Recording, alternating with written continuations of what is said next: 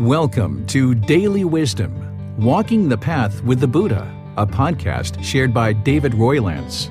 This podcast is dedicated to guiding you to completely eliminate the discontent mind and the suffering it causes by attaining enlightenment.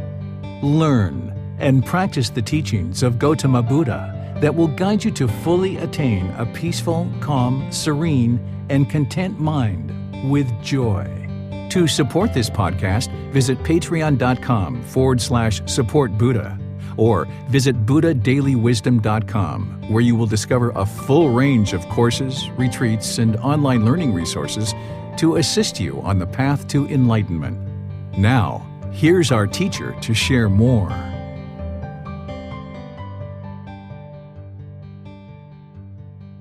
Sawadee Kap. Hello and welcome to Daily Wisdom, Walking the Path with the Buddha. Today is our Pali Canon in English study group where we come together as a community to study the words of the Buddha from the Pali Canon in English. Today we're starting with Volume 3 of this book series, The Words of the Buddha, The Path to Enlightenment, Revealing the Hidden. Volume 3 is titled Foundation in the Teachings. Here we're going to be discussing chapters 1 through 10. This book is available for you at no cost. It can be downloaded from our website, buddhadailywisdom.com. From there, just click on the button that says Free Books, and you'll be able to download your version of this book. And then from there, you can take it and print it if you like. Or if you'd like to order a nicely printed book, you can order them from Amazon.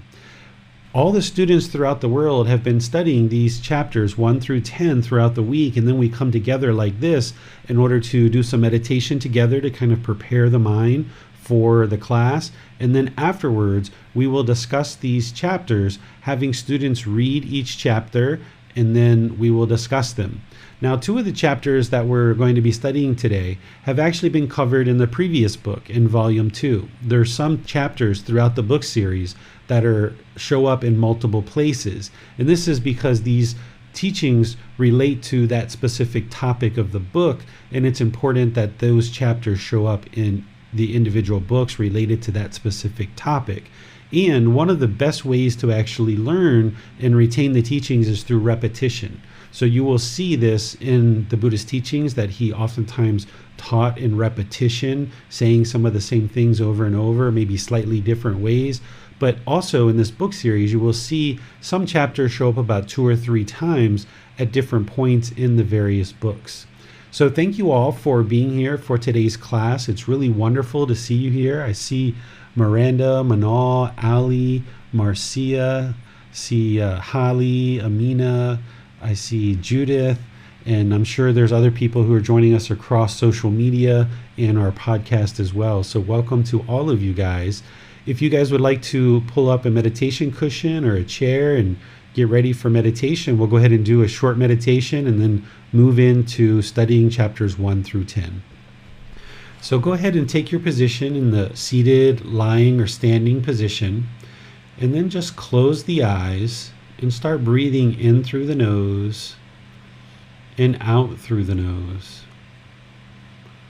I'll just give you some light guidance, because most of you I know should be meditating regularly. If you're in this program, you're a little bit further along in your practice, and you should be meditating about 2 or 3 times a day.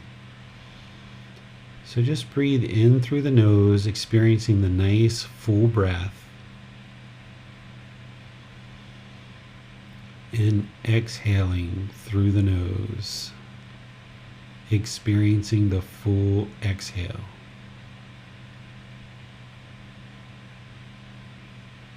Breathing in and out.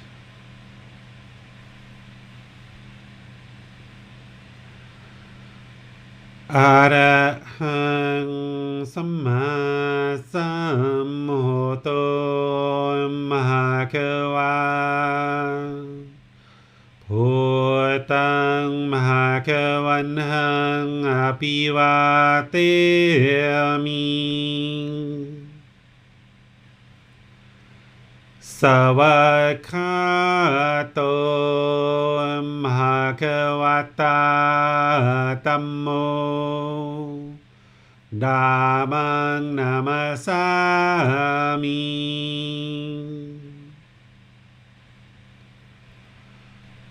สุปฏิปันโนมหะควโตสาวกสังโฆสังฆังนามามิ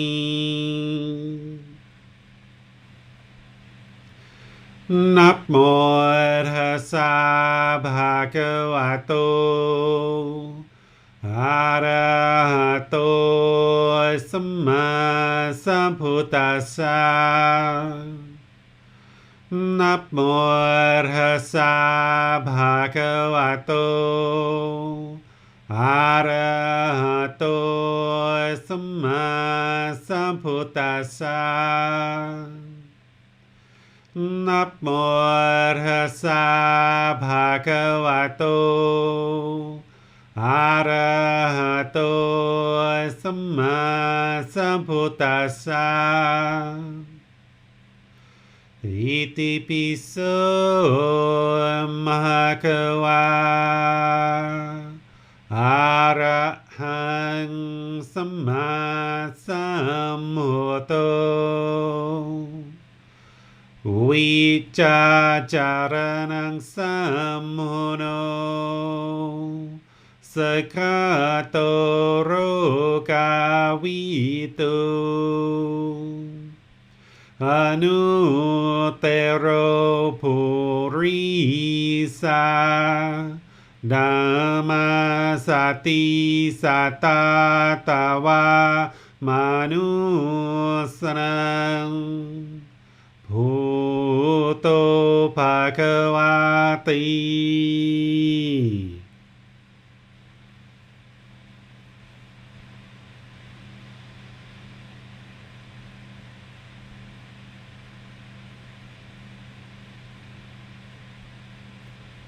Should be breathing in through the nose and out through the nose. Wherever you observe that the mind is not on the breath, just cut it off, let it go, and come back to the breath.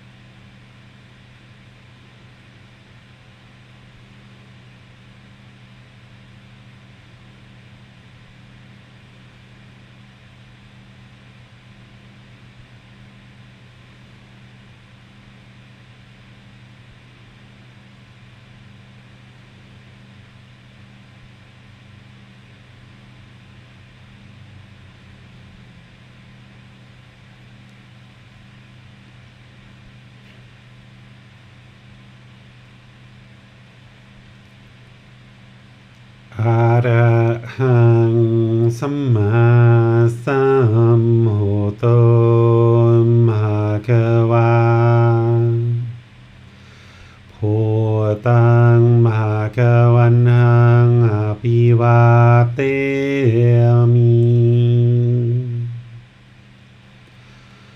สวากขาโตภะคะวะตาธัมโมธัมมังนามัสสามิสุปฏิปันโนภะคะวะโตสาวกสังโฆสังฆังนามามินะโมตัสสะภะคะวะโตอะระหะโตสัมมาสัมพุทธัสสะนะโมตัสสะภะคะวะโตอะระหะโตสัมมาสัมพุทธัสสะนะโมตัสสะภะคะวะโตอะระหะโตสัมมาสัมพุทธัสสะอิติปิโสภะคะวะอะระหังสัมมาสัมพุทโธ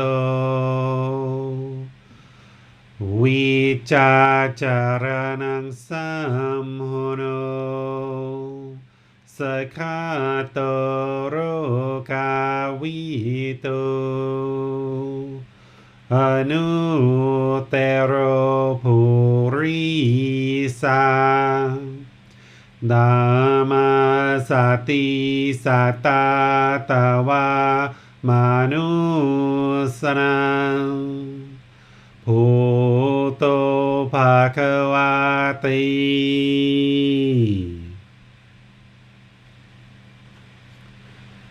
Okay, just a little top up for your meditation there, as we do each week, just to kind of prepare the mind for meditation. As you guys are meditating at home, I imagine you're doing closer to 30 minutes to really help train the mind. This is not only a time to kind of prepare the mind for our class today to help retain the teachings better, but also a nice way to kind of come together as a community and encourage and motivating each other on our path to enlightenment through meditating together. That can be a really nice thing, but of course you're not interested in the mind getting attached to meditating with people. It needs to be an independent practice where we actively train the mind through our own independent journey.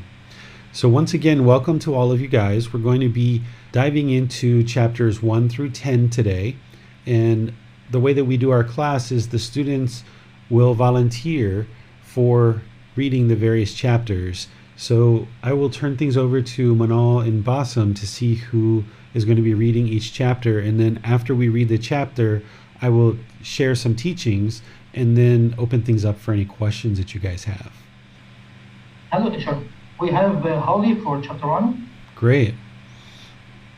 One who points out treasure. Ananda, I shall not treat you as the potter treats the raw, damp clay. Repeatedly restraining you, I shall speak to you, Ananda. Repeatedly guiding you of what to avoid, I shall speak to you, Ananda. The truly dedicated will stand the test. Regard him as one who points out treasure, the wise one who, seeing your faults, guides you of what to avoid. Stay with this sort of teacher. For the one who stays with this teacher, with a teacher of this sort, things will get better, not worse. Perfect. Thank you, Holly. So I taught this chapter in the previous book, Volume 2, where this is how kind of Gotama Buddha used to share the teachings with his students. Rather than repeatedly restraining and trying to pull the practitioner back from doing certain harms, what the Buddha is saying is, I will guide you. Essentially, you are making your own decisions. You have your own free will here. You're making your own decisions. I'm not going to pull you back and constantly restrain you. I will just speak to you and guide you and point out the things to avoid. And the Buddha is calling those things treasures. So a teacher who's pointing out things for you to improve in terms of your maybe intentions, your speech, your actions, maybe if there's ego or arrogance or pride, maybe there's not enough loving kindness or compassion there. And a teacher will need to do this throughout your journey. And if you've chosen someone to be your teacher, then you would respect and seek guidance from this respected person.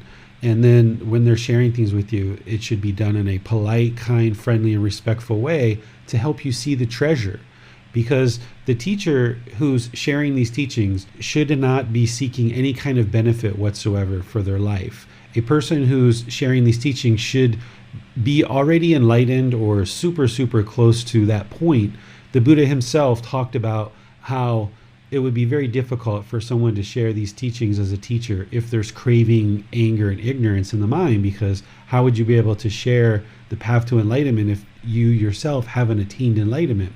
So anybody who has attained enlightenment and is sharing these teachings should be doing so just for the benefit of anybody who's choosing to learn and practice, not for their own benefit, because they would have already transcended any kind of craving, desire, attachment. They shouldn't want anything from the world.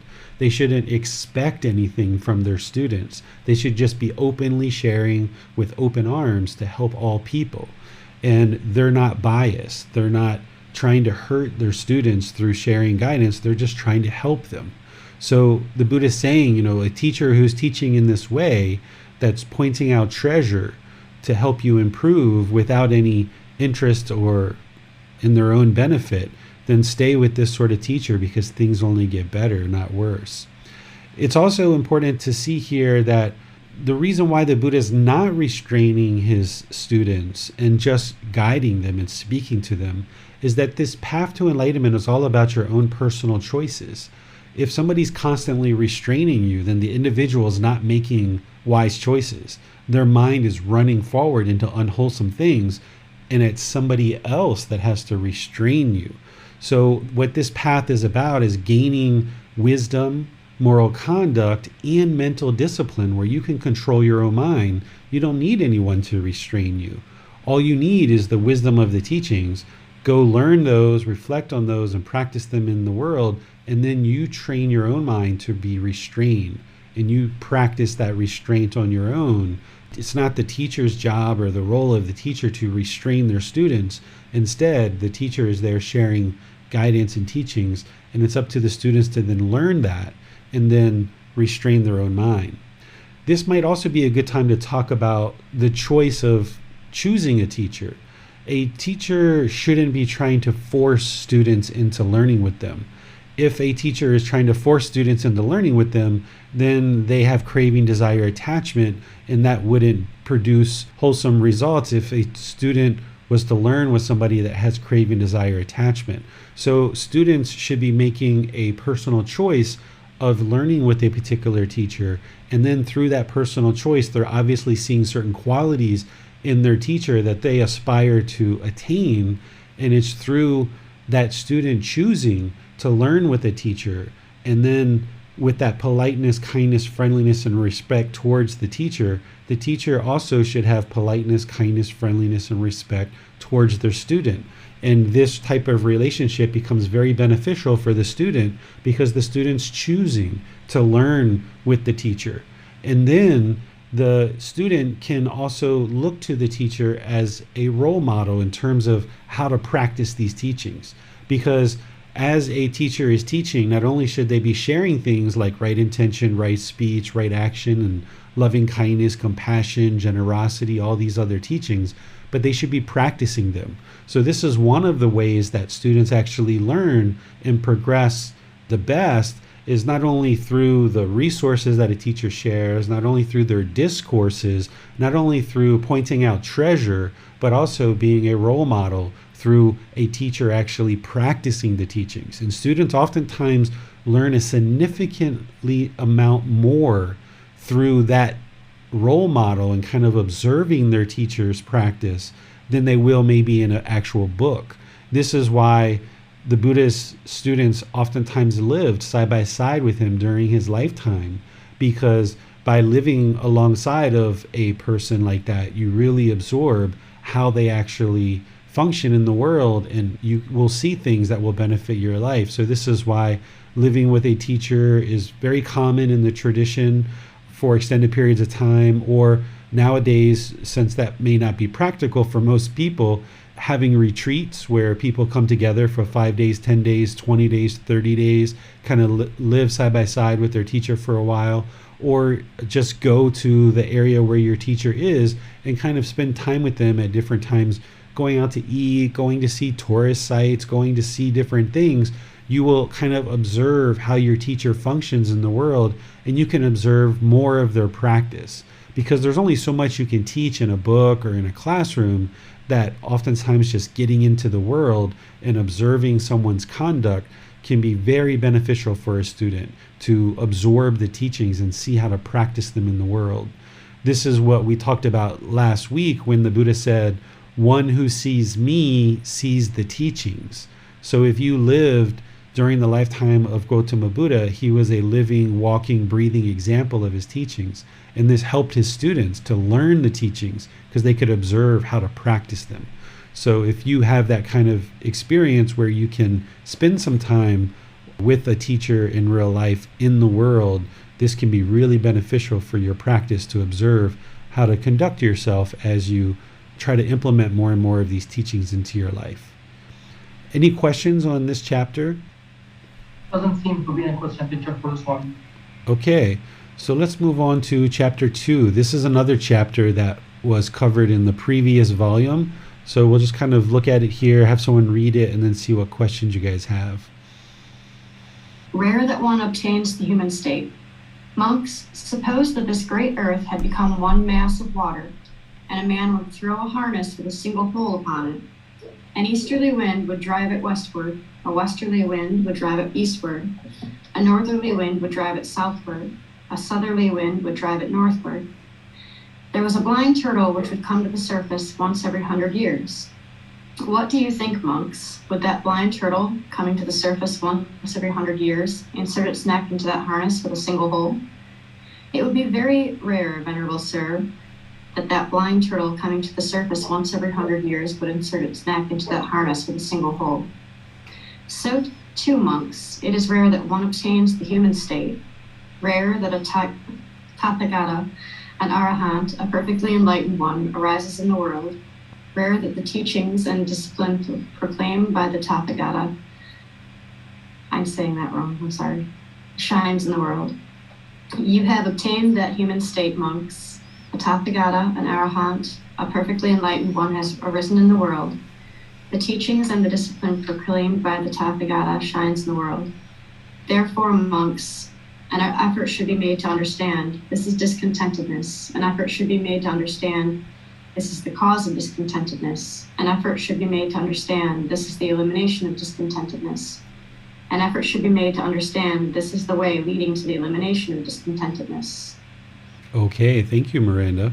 So this is a teaching where the Buddha is essentially sharing how rare it is for somebody to attain the human state, because it's in the human state and in the heavenly realm as a heavenly being that beings can attain enlightenment.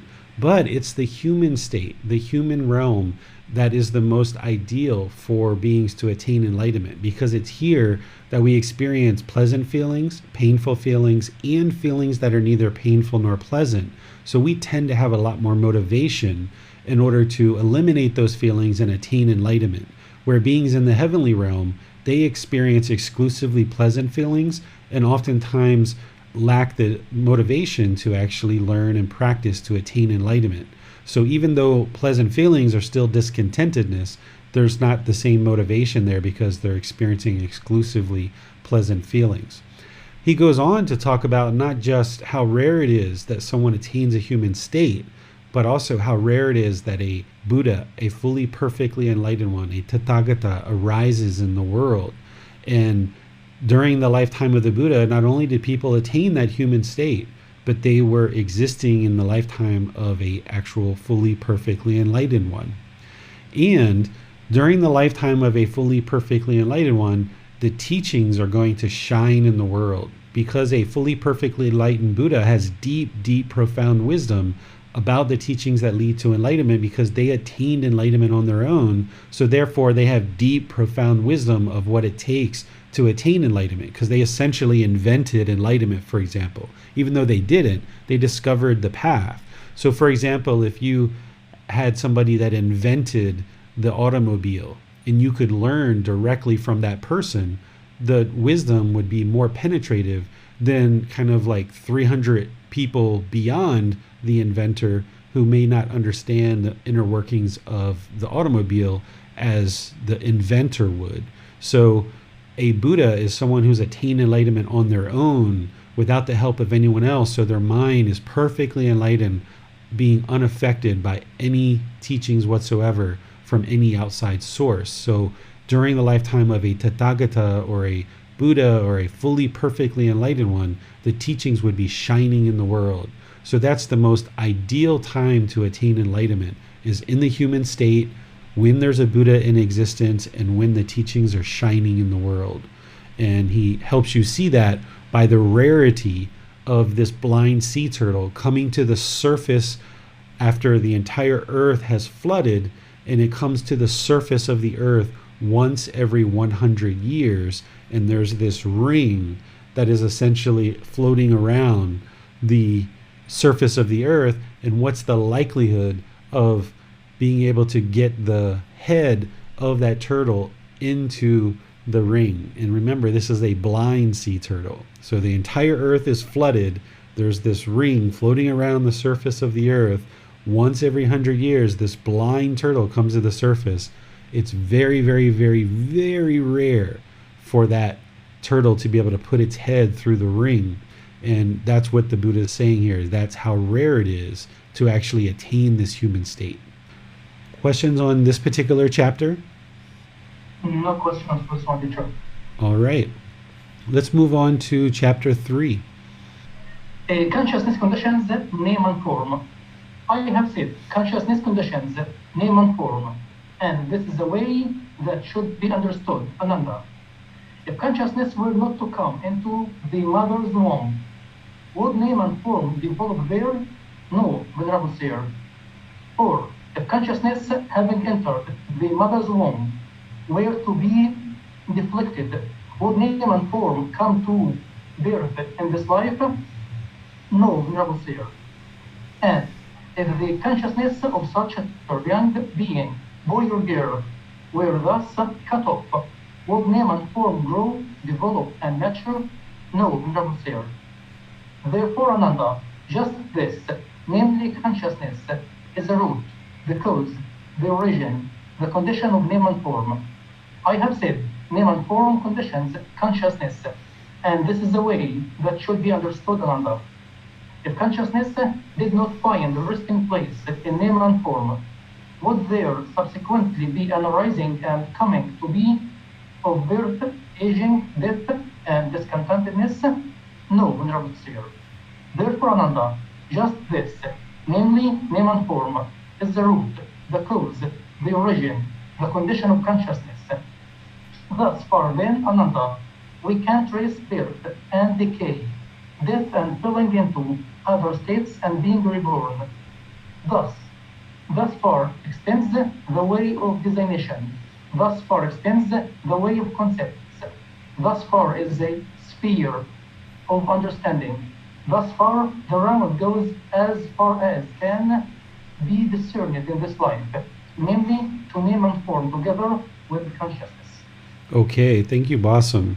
So this is kind of an expansion on the teaching of dependent origination, which we're going to study in volume 5, chapter 14. If you guys would like to look at that, you can go ahead and do that, because in volume 5, chapter 14, I explain dependent origination there. That's where the Buddha has his words on dependent origination, but also I explain it as well, because dependent origination kind of shows up at a couple of these earlier books. But here the Buddha is kind of expanding on dependent origination a bit and connecting it even more so.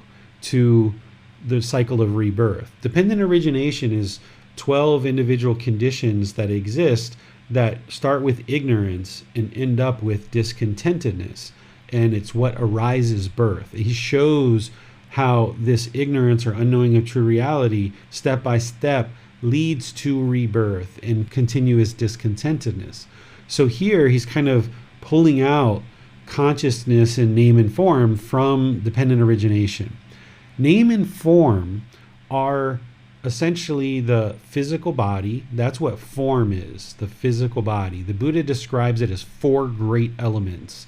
He describes it as earth, wind, fire, and water. And during his lifetime, and even now in traditional medicine, they will categorize the different body parts into these 4 elements. So that's what form is, this physical form. What name is it's the other 4 aggregates plus contact. So if you remember, the 5 aggregates are form, feelings, perceptions, volitional formations, which are choices and decisions, and then consciousness. This is what makes a being a being. They have physical form, they have feelings, they have perceptions. This is our opinions or beliefs about certain things. Then we have volitional formations or choices and decisions, and we have consciousness or the mind. And these are the things that determine that there's a living being. So what name and form is name is feelings, perceptions, volitional formations, and consciousness, along with contact. What contact is contact through the 6 sense bases of the eyes, nose, ears, tongue, body, and mind. And then the form is that physical form, that same form from the 5 aggregates. So essentially, whenever you see name and form, you can just think of a human being. This is kind of like a way to label a human being. And the Buddha is describing it in much more detail, but it also relates to animals too, because animals have name and form. But afflicted spirits, beings in hell, and beings in the heavenly realm, they don't have form. So you can think of name and form as being a living being. That's just an easy way, if you aren't interested at this point in remembering the 5 aggregates and contact and all the other things that I talked about. You can just think of name and form as a human being. So what the Buddha is saying here is consciousness, the mind, conditions the creation of a human being. That's what he's saying. And this is the way that should be understood, Ananda. If consciousness were not to come into the mother's womb, would a living being develop there? That's what he's saying. Okay? So it's this consciousness that once this life ends, it's the consciousness and the physical body separate. And if there's going to be rebirth, it's the consciousness that goes into the mother's womb in order to create another living being. Of course, there's an egg from the mother, there's a sperm from the father, but then there's this third thing, which is the consciousness. There's this third element. If that doesn't exist, there's not going to be a birth. Just like if there's no egg, there's not going to be a birth. If there's not a sperm, there's not going to be a birth. So it's the consciousness that carries forward from one life to the next, that if it continues to exist, there's going to be another living being, is what the Buddha is saying. So if consciousness were not to come into the mother's womb, would a living being develop there? Would name and form develop there? No, Venerable Sir. Or if consciousness, having entered the mother's womb, would be deflected, would a living being come to birth in this life? No, Venerable Sir, right? Because if there's a consciousness that even comes in, maybe it comes in, but maybe the mother's body doesn't accept it and it gets rejected or deflected. So therefore, a living being is not going to come about. And if the consciousness of such a tender young being, boy or girl, were thus cut off, would name and form grow, develop, and mature? This is essentially describing a miscarriage, right? So if the egg, the sperm, and the consciousness comes in and it starts growing in the mother's womb, but yet it was cut off in the mother's womb, this is a miscarriage, right? Or even an abortion, essentially. Even though those two things happen for different reasons, it's still cutting off the consciousness. And of course, if the consciousness of a boy or girl was cut off while in the womb, then there would be no growth, develop, or maturity of that living being. Therefore, Ananda, just this, namely consciousness, is the root, the cause, the origin, the condition that creates a living being. So it's consciousness, the continuation of consciousness, that creates a living being. He doesn't say it in this teaching, but it's craving, desire, attachment that creates the fuel that continues consciousness. If at the end of this life, by the end of this life, all craving, desire, attachment has been extinguished, there's no further fuel to maintain consciousness. So consciousness is extinguished. So therefore there won't be any more rebirth, is what the Buddha is getting to here.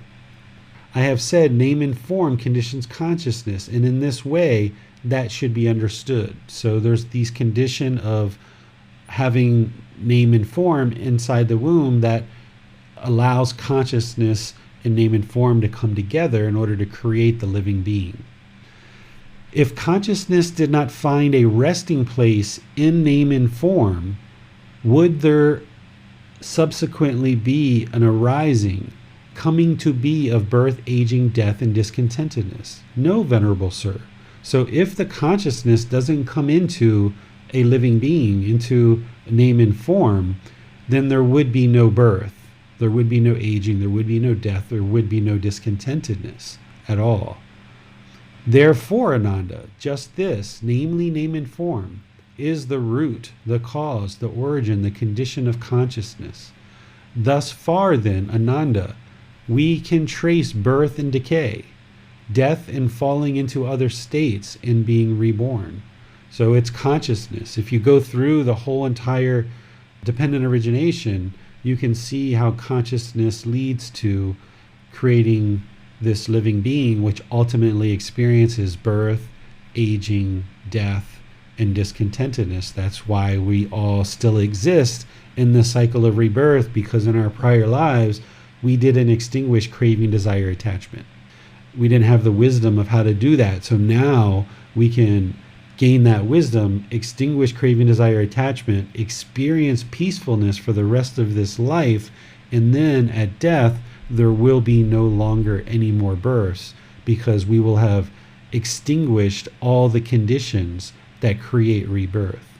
We will have also, progressing on this path to attain enlightenment, will have extinguished all the conditions that cause discontentedness. So that's how you know that you've attained enlightenment, is when the mind is no longer discontent for extended periods of time. You will know that the mind is utterly peaceful, no longer experiencing discontentedness, and you will know that you have extinguished discontentedness, and therefore you've escaped the cycle of rebirth, and never again will you experience birth. Therefore you will never again experience sickness and death. Therefore you will never again experience discontentedness in this life or any future, if there is something after death for an enlightened being. So that's how this whole path leads to the elimination of birth, sickness, death, and discontentedness. I was looking at this part a bit closely yesterday, I think it was, and I'm not exactly seeing how 100% how this connects to this teaching. A little bit more challenging to kind of connect all of that, but everything that I just shared really can help you to understand what the Buddha is teaching here. I think this is just kind of a way to kind of wrap up this teaching, but what I've shared so far is what he's essentially teaching regarding consciousness leads to rebirth, and if there's no name and form and there's no consciousness, then the living being doesn't come to be. Therefore there's no birth, sickness, death, or discontentedness. Questions on this chapter, chapter 3? Yes, teacher. Holly and Randa have the same question, which is, are there any teachings that tell us when the consciousness enters a being? There is a teaching about that.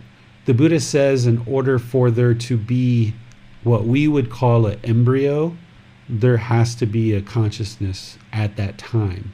So where most people in society kind of think that a being exists in the mother's womb at maybe 6 weeks or later when there's a fetal heartbeat. The Buddha teaches that in order for the embryo to even take hold, there has to be an egg, a sperm, and a consciousness. And you're going to see that, I think it's in volume 11, that he shares that all three of these conditions. He talks about the mother being in season, which I think is very cute. He talks about the father joining the mother, and he talks about the consciousness, that all three of these things have to come together to create a embryo, essentially. Well, Holly has her hand raised. Let's go to her. Hi, I thought it would be faster to just ask than try to type it. So with that answer, my question is based on what was said previously about miscarriage. Does that mean if the consciousness is entered a being at the point of embryo, if the mother has a miscarriage, that means that that consciousness is going to be reborn? Yes, absolutely. In fact, one of the ways that we think about it is that this being was trying to be reborn too quickly, and that's why there was a miscarriage. And this can actually really help. My wife and I experienced a miscarriage prior to Bailan, and she was, I would like to say, maybe about 6 weeks pregnant at that time. And, at that time, her and I weren't practicing very closely. So for about 2 weeks, we were, a bit sad during this experience, because there's attachment that forms even when there's just an embryo in the womb of a mother. So as I looked at this and I started to understand it, the way that Buddhism looks at this and Buddhist teachings look at it is that, okay, there was a being that came to be that created the embryo, but that being was trying to be reborn too quickly, and therefore it didn't hold.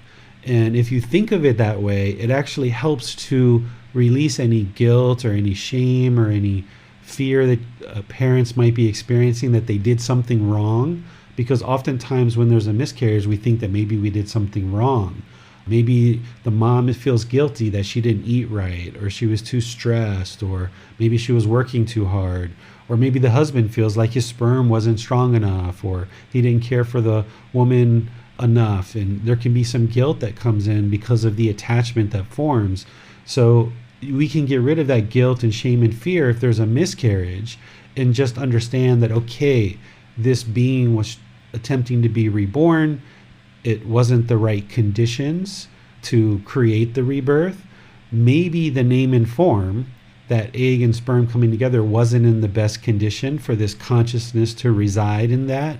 So therefore, the mother's body did what it needed to do, which essentially the body maybe rejected the egg and the sperm and the consciousness, or maybe it just got cut off and it just wasn't meant to be. And this can really help to, like I said, relieve any kind of guilt, shame, or fear that might be associated with a miscarriage. But yeah, at that time, as soon as the egg and sperm come together, the Buddha says there needs to be a consciousness at the same time. And this is why people who are practicing these teachings very closely wouldn't have an abortion necessarily. Now, whether it's legal or illegal, that's a whole nother question for people who make laws. But in terms of practicing that first precept, if you are going to practice that first precept very closely about living compassionately for all living beings, at the time that the egg sperm come together in the womb of the mother, it's already a living being. It doesn't matter how many weeks, and it doesn't matter about the fetal heartbeat either. It's already considered a living being, because at that point, it already has the 5 aggregates. A being that has the egg, sperm, and consciousness, there's already form, physical form, there's already feelings, there's already perceptions, there's already volitional formations, decisions, because the egg decides to split and split and split and grow. It's already making decisions, and there's already a consciousness there to create that. There's nothing else there that could create the separation and growth of the being in the mother's womb. That consciousness needs to be there in order to create its maturity and growth in the mother's womb. So if we would like to practice these teachings very closely, we'll look at not having abortions if that's what we choose. And of course, everybody has to come to their own decision on that. The Buddha never said that what somebody should or shouldn't do. Abortion didn't even exist during his lifetime. And I would never say what somebody should or shouldn't do. You'll see in this book, when you get to chapter 44, I talk a bit about abortion. And as I talk about it, I make sure that people understand that it's a personal choice of the individual, of the woman, perhaps in consultation with their partner, and there should never, ever, ever be any judgment of other people towards an individual who maybe chooses to get an abortion for one reason or another. But because we oftentimes do have abortions nowadays, that's why there can oftentimes be guilt, shame, and fear that comes along after the abortion because of the karma, that when we kill a living being, there's going to be discontentedness and other things that come along with that as a result of our karma of killing a living being. So not saying whether someone should or shouldn't get a abortion. What I'm sharing is that there's going to be results of those decisions. There's going to be effects because of those actions of killing. And that's typically where the people involved will oftentimes feel guilt, shame, or fear as a result of killing a living being. So Teacher David, I just wanted to clarify, at the time of when an egg, sperm, and consciousness meet, there need not be a fetal heartbeat for it to be a being, correct? Exactly. That's 100% correct. The fetal heartbeat, while we tend to look at it from a medical standpoint, that's when a living being exists, when you look at the Buddhist teachings, this very wise teacher who discovered the entire path to enlightenment on his own, he gives the 5 aggregates as how to determine if there's a living being or not. And a embryo has all 5 aggregates. And not only does he give that, but he also gives this discourse where he talks about these 3 things coming together in order to create a living being. So we've got those teachings from him, and we can see it for ourselves too, that once you understand the 5 aggregates closely, and you see that an embryo, even at the time of conception, has the 5 aggregates, then you'll understand that yes, that's a living being at the time of conception. Okay, would a being that has any particular special need, even at the point where the sperm and the egg and consciousness meet, would there be any deprived, would the aggregates be lessened if they were to exhibit special needs at the time of birth, particularly if they cannot form, perception, or they're not able to experience life as a person who doesn't have special needs does? Would the time of when the egg, sperm, and consciousness meet, would the aggregates still be the 5 aggregates if they had a special needs at the time of birth? Yes, there's beings that we consider to have special needs.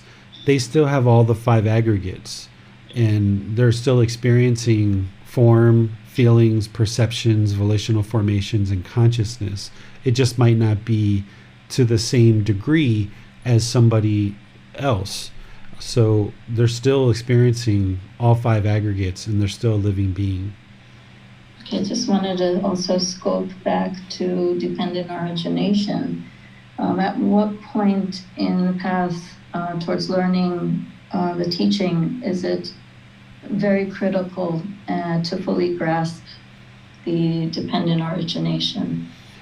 I put it in volume 5 of this book series because I think that's about a good time to start looking at dependent origination, but you could actually look at it now if you'd like to understand it, because some of these chapters, even in volume 2, point to dependent origination. So if you'd like to study that, you can even talk to me in a private session in order to gain some clarity on that, because that's another one of those teachings that it typically takes multiple times to look at it and having multiple discussions with your teacher to fully understand it. Kind of like the universal truth of non-self. It's one of those higher level teachings that require real deep thought, real clarity of mind, really looking at it closely. Dependent origination isn't something that I would suggest somebody look at within their first 6 months of learning the Buddhist teachings, maybe even within the first year.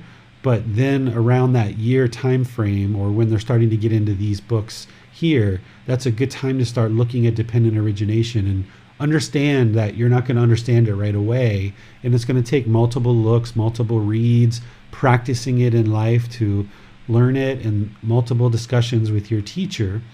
And also, the other thing that's interesting, I think, about dependent origination is that I would consider dependent origination the highest, most supreme teaching of the Buddha. If you can dive into dependent origination, look at that multiple times, have multiple discussions with your teacher, and then look in the world and see the truth for yourself, that it is indeed the truth. If you can understand dependent origination over multiple visits, there are no other teachings that are more challenging to grasp and apply and practice than dependent origination. So if you can get that, sure, understanding non-self and applying that, that's challenging, but not as challenging as dependent origination. Sure, looking at the 6 sense bases or the 5 aggregates and some of these other things are a bit challenging, but not as challenging as dependent origination. So oftentimes when people start having the light bulbs go off with dependent origination, I feel like that's a really good sign, because there's no other teachings that are more challenging than that one. And not that it's really that challenging, it just takes you a while to kind of wrap your mind around it. Once you wrap your mind around it and you soak it in on multiple discussions, multiple reads, you realize, oh, this is actually quite easy. This is straightforward. This truly explains everything in such a concise teaching. If you're looking for one place where the Buddha explains the path to enlightenment and kind of like why we experience this cycle of rebirth and discontentedness, it's that. But then it can be challenging when you first approach it, but then when you actually get your mind around it and fully understand it, you realize like, oh wow, it's actually quite straightforward and very clear. It's just because if there's pollution in the mind, which there is for all unenlightened beings, and not understanding dependent origination means there's still pollution in the mind. So because of the pollution in the mind, that craving, anger, and ignorance, and knowing of true reality, that's what's making it challenging to understand dependent origination. But once you understand it, that can actually help eradicate some of that ignorance, a big portion of that ignorance in the mind about the natural laws of existence. And when you do read that, learn that, have multiple conversations, and you finally grasp it through practice and observing its truth, wow, it can really open a lot of light bulbs for you. It can really open your eyes very wide. Thank you. You're welcome. So yeah, feel free to go ahead if you guys would like and go to volume 5 at some point in the coming weeks. Look at chapter 14. I explain it there. The Buddha explains it there. Even chapter 15 has some of the Buddha's description of it as well. And then feel free to schedule personal guidance sessions to talk about it, and we can discuss it. When we get to volume 5, we will discuss it, but feel free to go ahead, and because you're going to need to read that multiple times and absorb it multiple times to really grasp it. Next chapter, or do we have more questions on this chapter? We can go to the next. Okay. Chapter 4, paying homage in the 6 directions. I think this is me, right, Bassam? Yeah. Yes, exactly. Yeah. Okay. So I picked this chapter because it's pretty long, and I figured I would just kind of read it a little bit more expeditiously and then kind of teach it as we go, rather than have you guys read it and try to retain all of that all the way through and then I actually teach it. So what this particular chapter is about is it's about this Hindu ritual that was being practiced during the lifetime of the Buddha. You know, the Buddha lived in an area of the world where Hinduism was being practiced, and his teachings were all completely unique in some ways, some pretty significant ways, to helping people understand this path to enlightenment.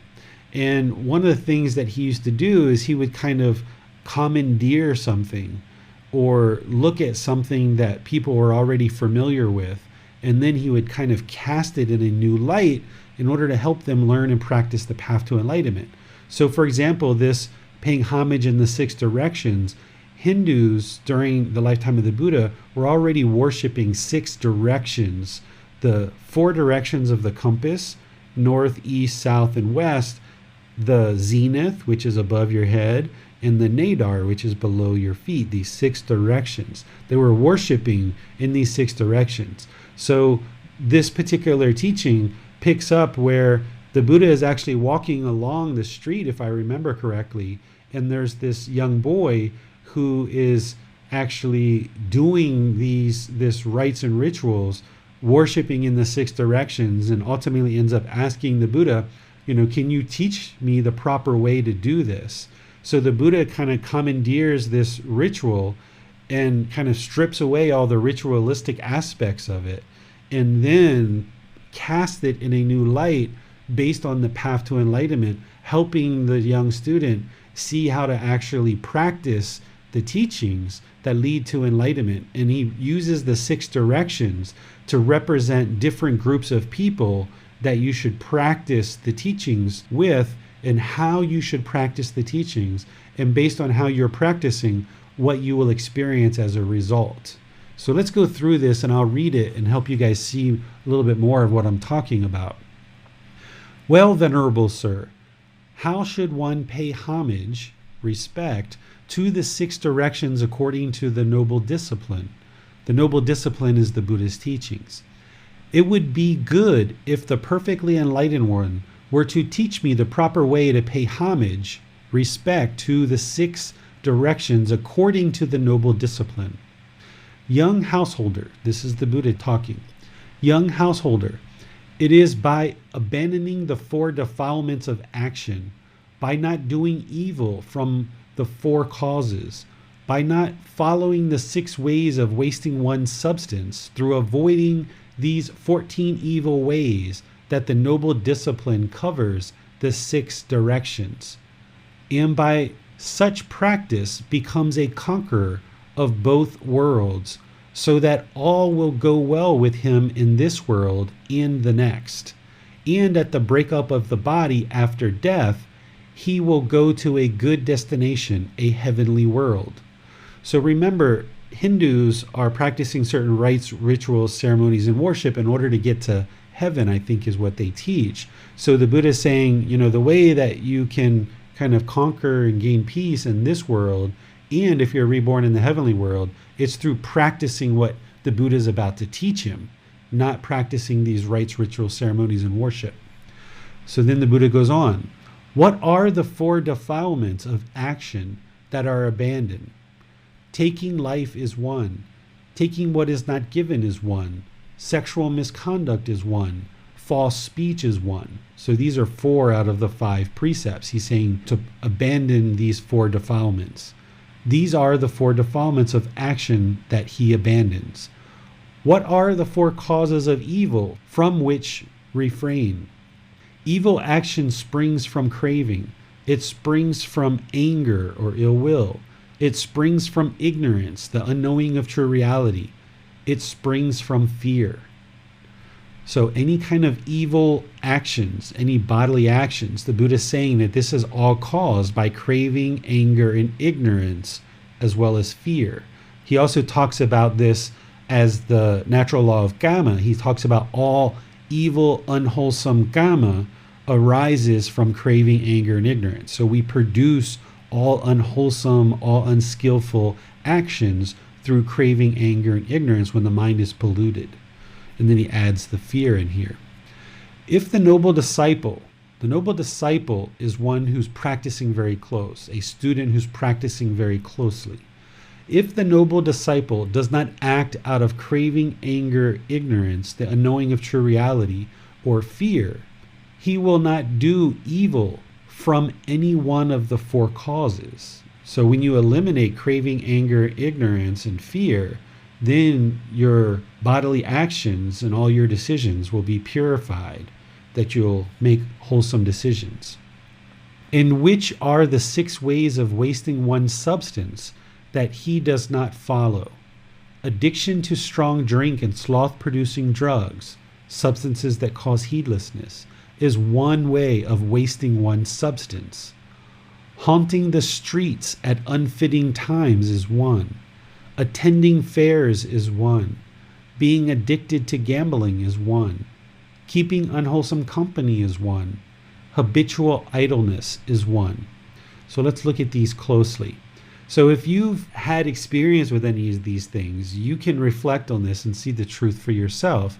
If you've ever indulged in your certain times of your life in strong drink or sloth-producing drugs, substances that cause heedlessness, you know during that time it wasn't a very productive time in your life, and you were wasting your substance. You were wasting your ability to have beneficial outcomes for your life. It's essentially what the Buddha is saying here. So you've already got that background and that experience.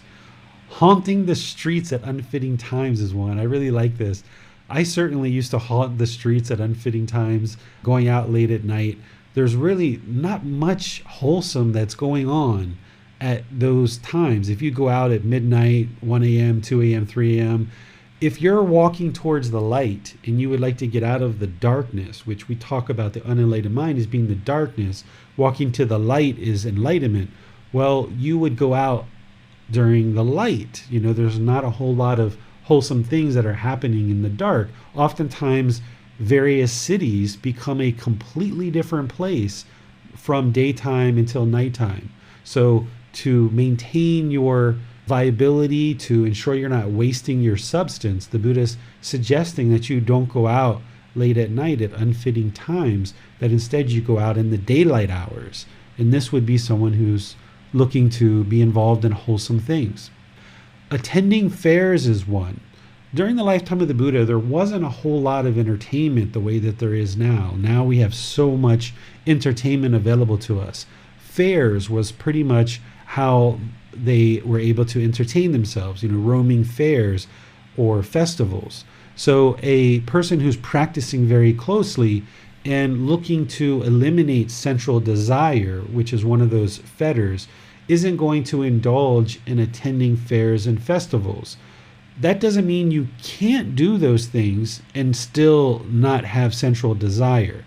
But if you're in the process of stripping your attachments away, eliminating craving, desire, attachment, eliminating anger, hatred, ill will, eliminating ignorance, unknowing of true reality, then you might kind of reduce and significantly shrink the amount of entertainment that you're being involved in.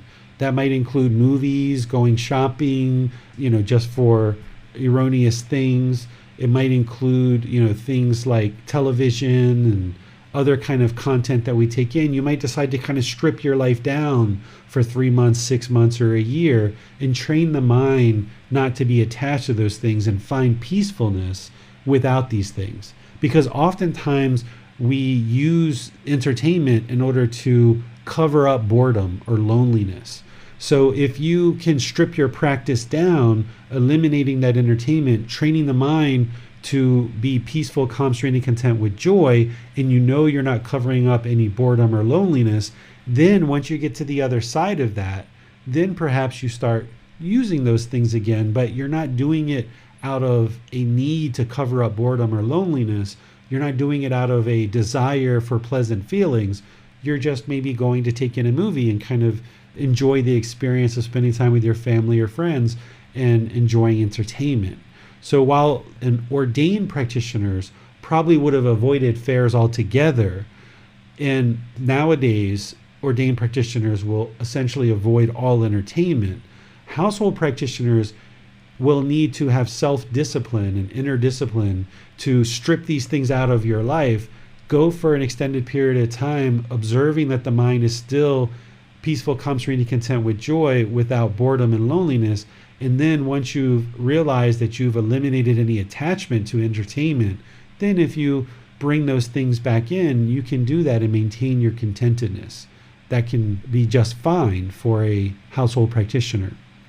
Being addicted to gambling is one. This would waste one's substance. If you're acquiring wealth and you're gambling, you're wasting your substance. You're wasting your productivity when you acquire wealth if you go out and gamble. You won't have the ability to provide life-sustaining resources for yourself and your family if this money that you've acquired gets wasted on gambling. So that's wasting one's substance. Keeping unwholesome company is one. So keeping unwholesome company is like having unwholesome friends or associates, because if you have people like that around you and you choose to be around that, that can affect your life as well. Your choice to be associated with people who are involved in unwholesome things is going to affect you. And I don't think we've studied it yet in this class, but you'll see one of the famous teachings that the Buddha taught about the snake who goes through feces. While it won't bite you, it will smear you with the feces. And this is kind of like a unwholesome friend. While they might not bite you, you'll get smeared. Your reputation will get smeared. Your ability to interact in the world in a wholesome way will get smeared. And then the last one here is habitual idleness. So if you're just habitually complacent and lying around and doing nothing, this is wasting one's substance. You're not actually producing wholesome results. The antidote to that would be practicing the enlightenment factor of energy, where there's motivation, there's encouragement, there's enthusiasm to interact in the world and accomplish things. So eliminating that habitual idleness is one way of wasting one's substance. Now I saw a hand go up right there. Since this is so long of a teaching, I thought I would just pause and see if there's any questions there. And if that was a mistake, we can just move on. Yes, teacher. A question from Holly. She asks, do you have any advice on what actions one can take to stop indulging in entertainment, like movies or scrolling Facebook? I have good intentions, but usually fall into spending too much time on these activities. Yeah, you have to have inner discipline. You know, if you give your phone to somebody and say, don't give this back to me for 3 days or the next 5 hours or something like that, if you need somebody's help to do that, then do it. Or if, you know, putting your mobile device in a situation where it's harder for you to get at it. So if you take a box and you put your mobile phone in the box, and then you put that box into another box, and then you put that box into a drawer, that way when you're going about the house and you have that craving that comes up to surf Facebook and look at posts, you can't just grab your phone and open it back up. It kind of gives you more time.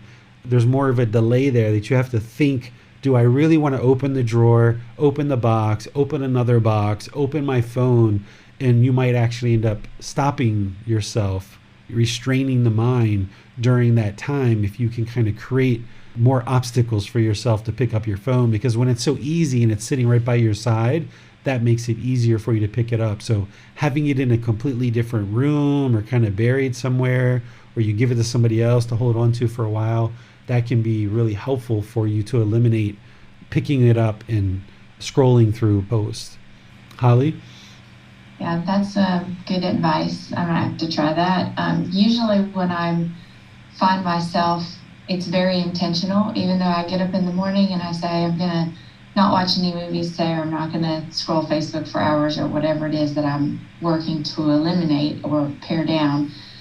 Typically it's when I've done a lot of things and I felt productive in my day, and I'm like kind of justify taking time to myself to like almost like rewarding myself for cleaning the house or whatever I did that day, and say I'm going to take a break, and while I'm taking that break I will watch part of this movie or I'll scroll Facebook. And then usually I realize later that I could have been more productive doing something else, but then I question whether or not productivity is that important, and maybe I should be taking more downtime because I do work a lot. And so I'm trying to find that balance. Yeah, what you're talking about there is finding the middle. Because, yeah, if you've been working throughout your day and you sit down and you look at some social media or you do some communication, there's no issues with that. But if it leads to this habitual idleness, that's where you're wasting your substance. So you have to observe, you know, if you're on Facebook for some amount of time, okay, you know, that's actually good to interact in the world. But if it becomes like 3 hours a day, 10 hours a day, and you're not actually using it to be productive, it's just kind of like almost idleness, just kind of occupying the mind, then that can be problematic. So it's not necessarily about the amount of time that we spend, because you guys probably know I spend a lot of time on Facebook, and Facebook is a tool for me to be able to share these teachings. So it's not necessarily just about the amount of time we spend on Facebook. It's about what we're doing to produce beneficial results in the world. So Facebook can actually be quite beneficial for certain people. So you have to look at, are you living a balanced life? Do you have, trash piling up around you while you're on Facebook? Or are you genuinely taking care of the things that you have to take care of, and you're just using this as a way of kind of relaxing, as you say? One of the things to observe is, try to go without Facebook for 3 days or 5 days or a week and see how the mind feels during that time. And if you observe this craving that you want it and you want it and you want it, then there's a craving there. And what you should do is you should just not use Facebook for an extended period of time. And it can sometimes be a week, 2 weeks, 3 weeks, a month. And then once you observe that the craving's not there anymore, then you can pick up and start using Facebook again, because you've extinguished the craving. But if the mind is obsessing about it and constantly thinking about, I wonder what's going on, I should post that, or I wonder what my friends are up to, I should check, has anyone liked my post or not? These kind of obsessive thoughts indicates that there's craving there, and you need to extinguish that in order to get to enlightenment. And the way that you would do that is distance yourself from the Facebook for a period of time to allow the craving to be eliminated. Thank you, teacher. You're welcome. So the next part here is, and how, householder's son, does the noble disciple protect the 6 directions? So this is where the Buddha now introduces the 6 directions, these 6 groups of people, of things that we can practice in order to honor and respect the 6 directions, or these 6 groups of people. So these 6 things are to be regarded as the 6 directions. The east denotes mother and father. The south denotes teachers. The west denotes wife and children. And of course, you can substitute life partner there. He was talking to a young boy, so he used wife, but you can substitute life partner in there as well. So the west denotes life partner and children.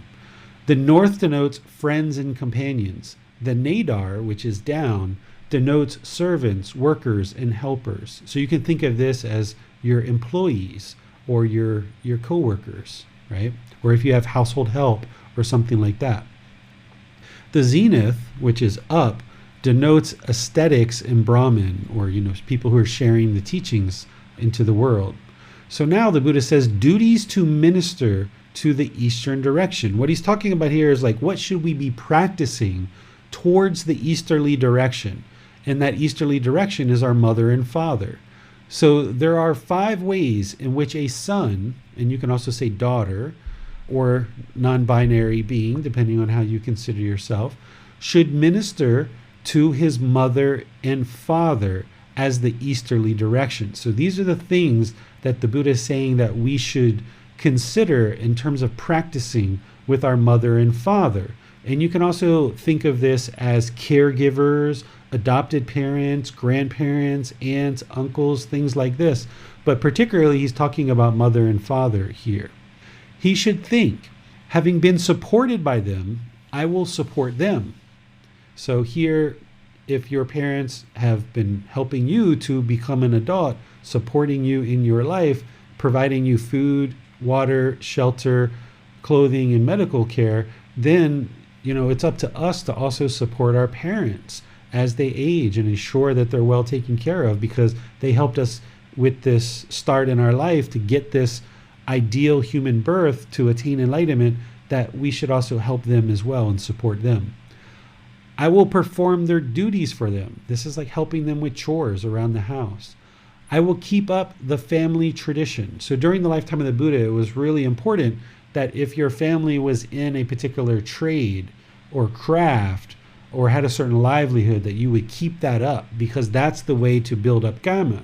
So if your family were blacksmiths, for example, everybody in that family would just continue to be blacksmiths, because it really builds up your Gama that you have these multiple generations of blacksmithing in your family, and more people know to come to your family for this service or any other service that you can think of. So that's what he's talking about, family tradition. That's not necessarily something that we do nowadays in most cultures, but it's something that the Buddha talked about during his lifetime.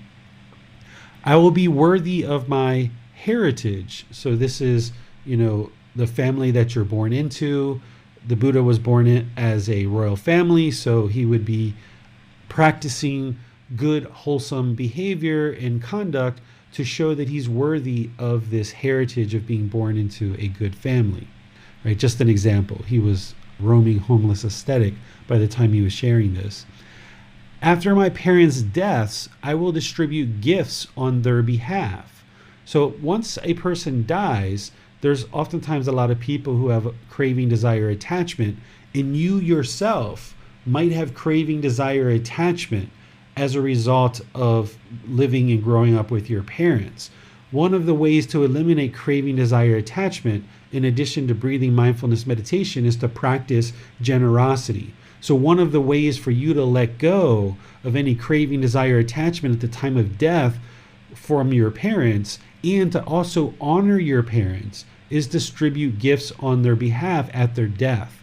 So if you find yourself even now, 5-10 years after your parents' death, if you're still sad, if you're still feeling discontent because of the loss that you experienced, you can actually practice this where you hand out gifts on behalf of your parents. This generosity will help you let go of your parents, because you're sustaining their memory by giving gifts to other people, and you're practicing generosity of letting go of holding on to your parents so tightly.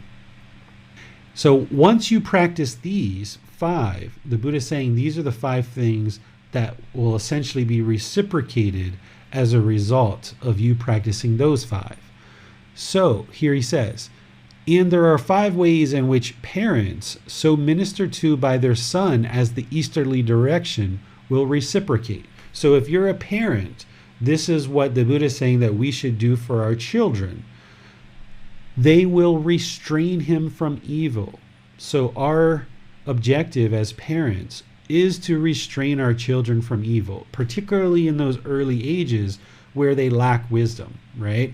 Even though the Buddha talked about not restraining his students are pretty much, adults, right?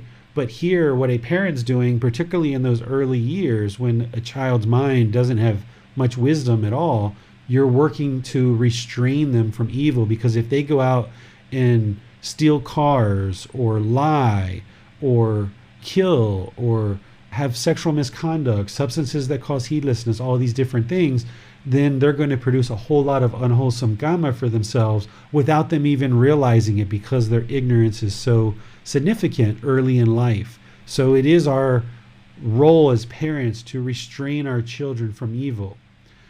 The second thing is support him in doing good. So this is sharing wisdom with our children in order to help them and encourage them in doing good. That's one of our roles as a parent, is to restrain them from evil and give them this wisdom to help them make good, wholesome decisions. We can't control our children, but we can share wisdom with them to help them make better and better decisions in life. Teach him some skill. So this is going along with the family tradition that if you're a family of blacksmiths, for example, then you will teach your children that same skill or some other skills. But nowadays, we might teach our children how to iron clothes, how to cook food, how to bake certain baked goods, how to maintain their house, how to maintain their car, having some skills to be able to function in the world, and they're not so dependent on everyone else in the world. So that's what our role is as a parent, is teach our children skills to help them become more self-sufficient in life. Find him a suitable wife or life partner. So this is kind of interesting, because during the lifetime of the Buddha, of course, parents were much more involved in selecting a life partner for their children than nowadays. But nowadays, we still kind of help our children to a certain extent to understand wholesome qualities and things to look for in a life partner. Again, we can't control, and we shouldn't even attempt to control our child's choices of a life partner. But when asked and where appropriate, we can provide our thoughts to our children about people that they're potentially considering to be a life partner, because that's a major decision in someone's life. And choosing a certain life partner is going to have long-lasting effects in their life. So a individual who's choosing a life partner, if there's craving, anger, and ignorance in the mind, which there probably is, then they might not be seeing true reality very clearly. So it's our role and responsibility as a parent to kind of provide advice as appropriate to help our children make very suitable choices as it relates to life partner. But then once we give that advice, we need to be unattached to it and accepting whatever decisions our children make. In due time, hand over his inheritance to him. So during the lifetime of the Buddha, inheritance was handed over to children prior to the parents' death. So that inheritance was given to your children, but then your children took care of you throughout the rest of your life. Because as people aged, if they weren't enlightened, their mind would deteriorate and they wouldn't be able to make as good of decisions anymore. So the inheritance was given to your children prior to you reaching that point, and then your children just always took care of you. In this way, the easterly direction is covered, making it at peace and free from fear.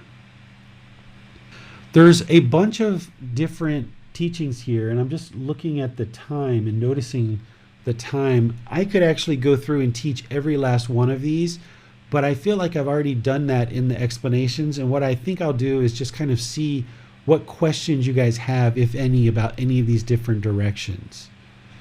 Yes, teacher. Amin has a question. She says, how can we tell if we are watching movies or programs for entertainment versus as an attachment? We cancel Netflix and don't miss it as much as we thought we would. How long to wait before getting it again? Or should we? Right. So one of the things you can do is, say the mind arises the thought of, I would like to watch a movie on Netflix, and you're not sure if it's a craving or not.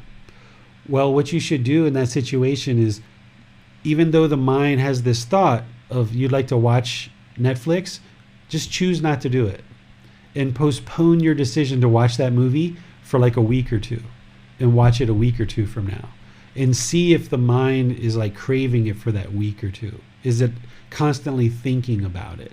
If it is, then there's a craving, desire, attachment there. But if you can easily delay it and you can watch it today or you can watch it 2 weeks from now, then, and the mind's perfectly content, then the mind doesn't have craving. Or if while you're watching the movie, if there's all these pleasant feelings that arise in the mind as a result of being interested to watch the movie, watching the movie, or after the movie, if there's all these pleasant feelings that arise, excitement, thrill, euphoria, then you know that there's a craving, desire, attachment there. So these are two ways that you can look at. Another thing is if you're watching the movie and your internet goes out or the electric goes out and it cuts it off, are you like, ah?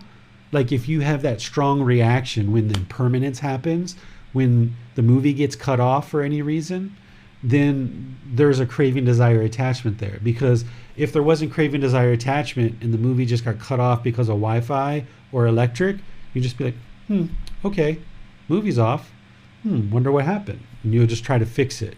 But if you feel that strong feeling, like, oh, what happened? Oh my goodness. Then there's craving, desire, attachment there. The mind's not comfortable with the impermanence and it's longing and yearning for the movie. So these are a few that you can look at. Thanks, teacher. No more questions for this time. Okay, so we're just going to go through to the next one then, because I described each of those in a lot of detail, and I think the Buddhist teachings are fairly clear too. But if you have any questions on any of the individual aspects of the 6 directions, just let me know. You can post a question in Facebook. You can reach out to me in all the other ways that I offer help. So let's go on to chapter 5. Yes, this one goes to Manon. 4 worthy deeds to be undertaken with wealth.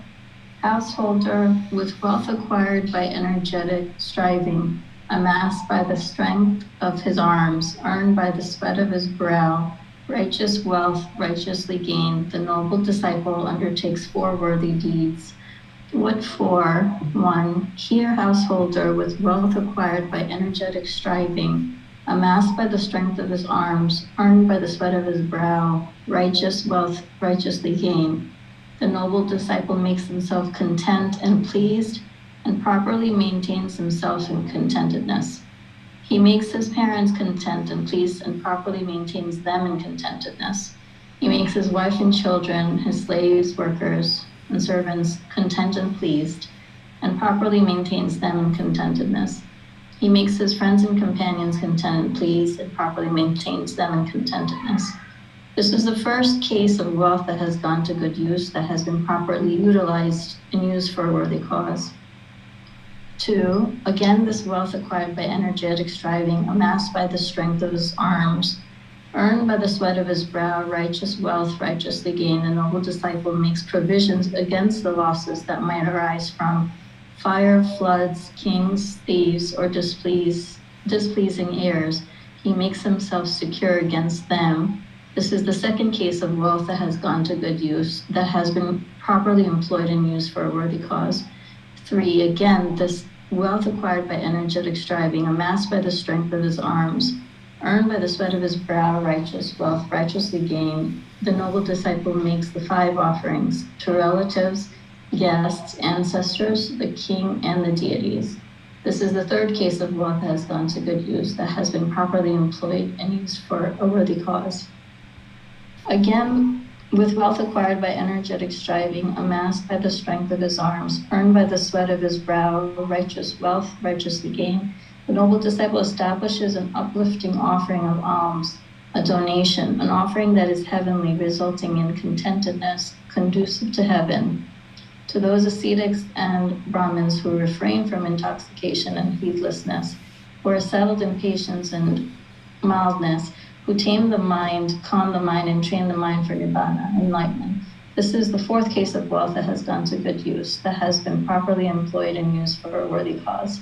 These, householder, are the 4 worthy deeds that the noble disciple undertakes with wealth acquired by energetic striving, amassed by the strength of his arms, earned by the sweat of his brow, righteous wealth righteously gained. When anyone exhausts wealth on these 4 worthy deeds, that wealth is said to have gone to good use, to have been properly used, to have been utilized for a worthy cause.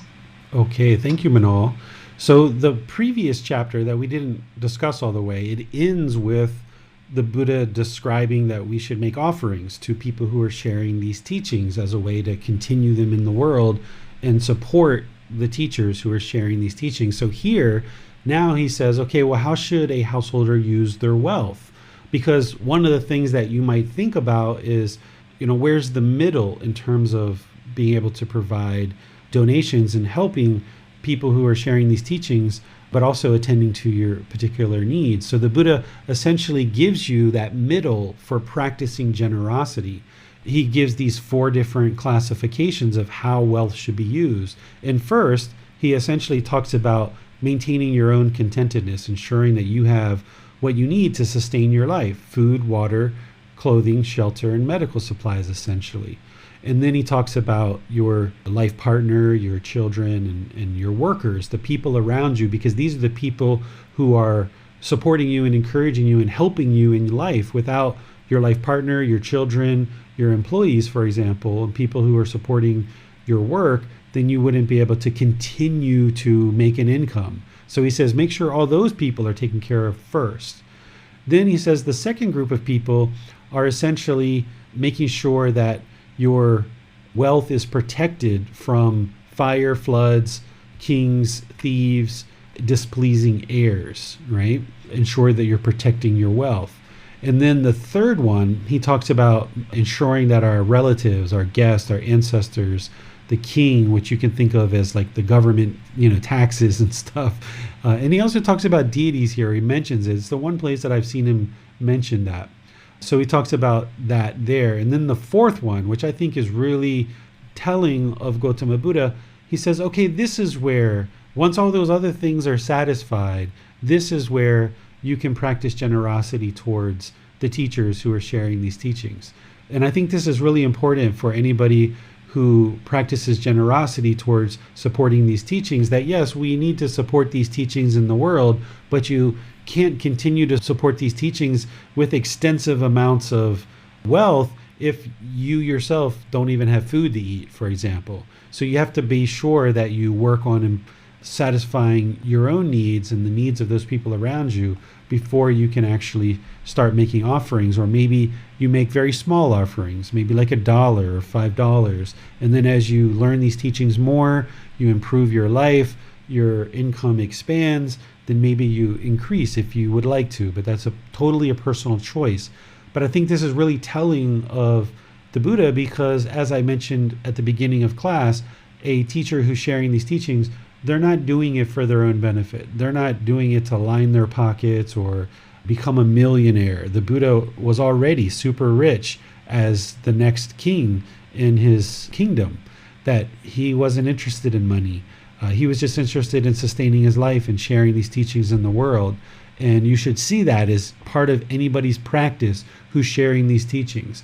If you're seeing a religious leader with Rolls Royces and private jets and Rolex watches and mansions and multiple mansions, that's all wealth that's being absorbed for their own sensual desires. It's not being put to good use to actually support and use the teachings in the world and continue the teachings in the world.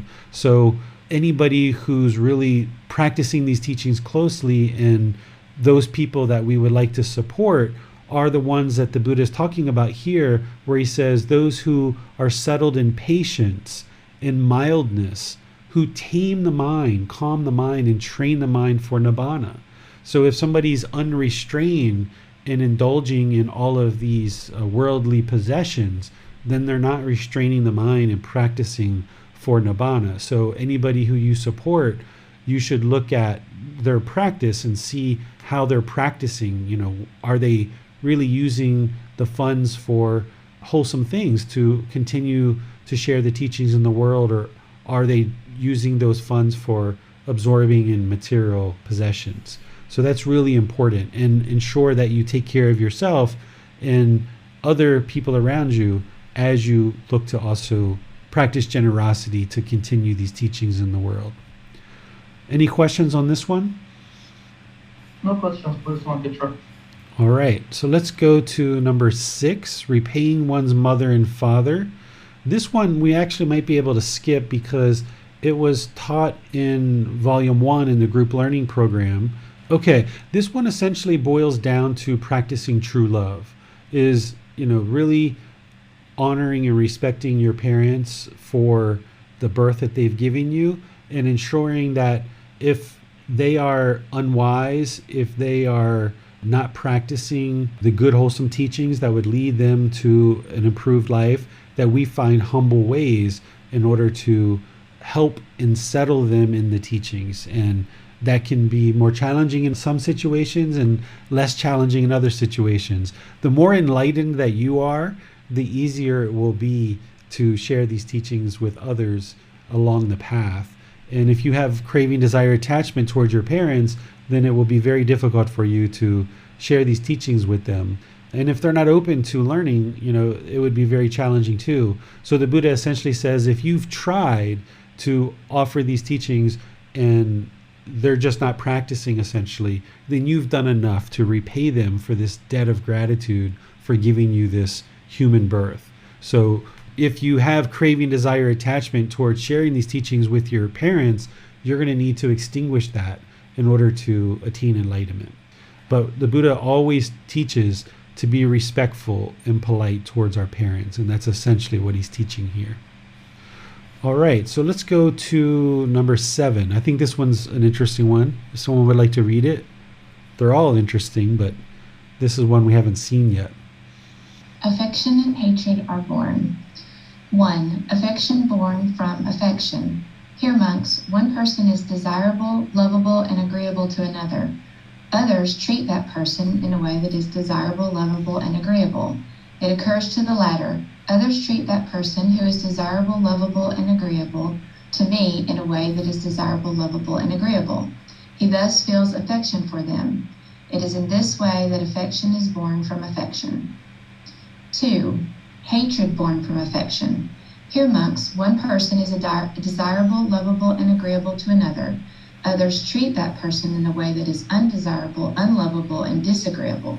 It occurs to the latter. Others treat that person who is desirable, lovable, and agreeable to me in a way that is undesirable, unlovable, and disagreeable. He thus feels hatred for them. And it is in this way that hatred is born from affection.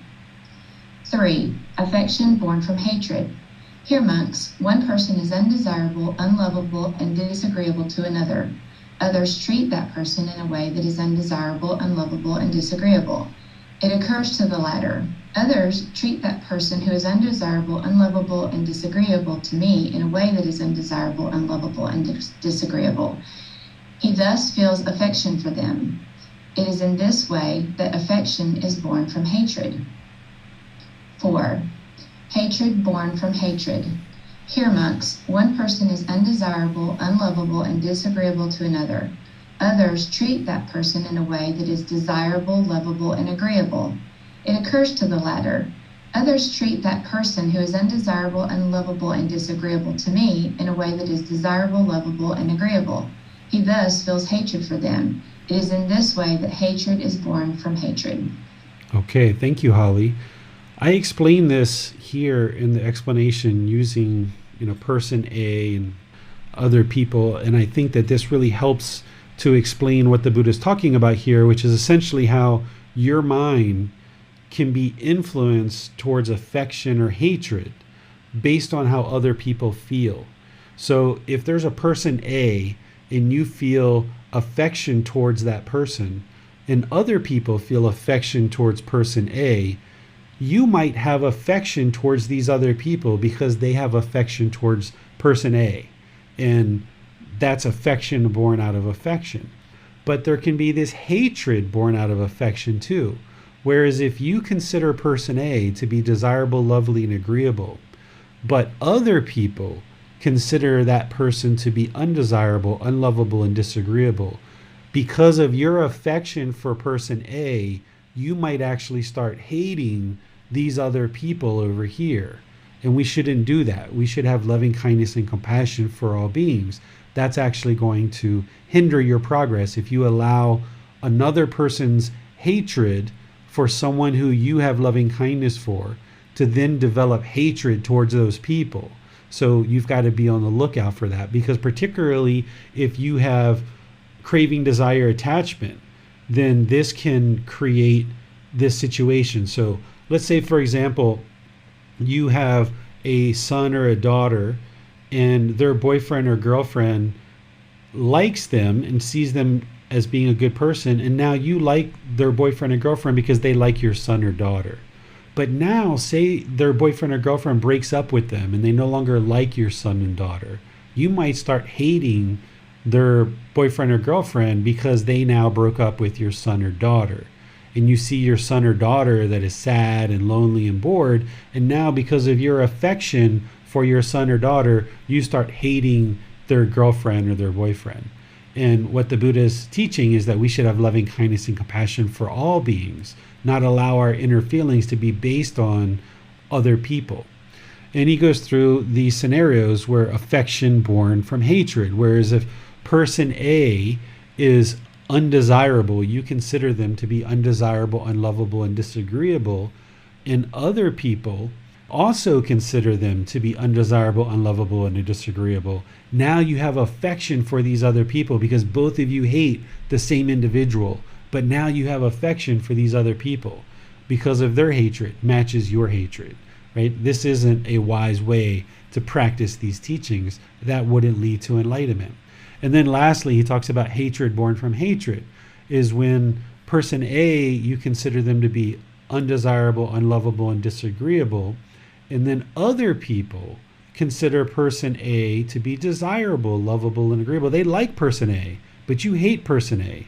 And now, because you hate person A and these other people like person A, you start hating these other people because they like somebody that you hate. This is hatred born out of hatred. So we need to practice in a way that we don't allow hatred to arise in the mind based on how other people feel. And we also don't allow affection to arise in the mind based on how other people feel. But instead, we're neutral. We practice loving kindness and compassion for all beings, regardless of how their mind may or may not have hatred towards other people. Looks like we have a question on this one. Yes, Holly has her hand raised. Let's go here.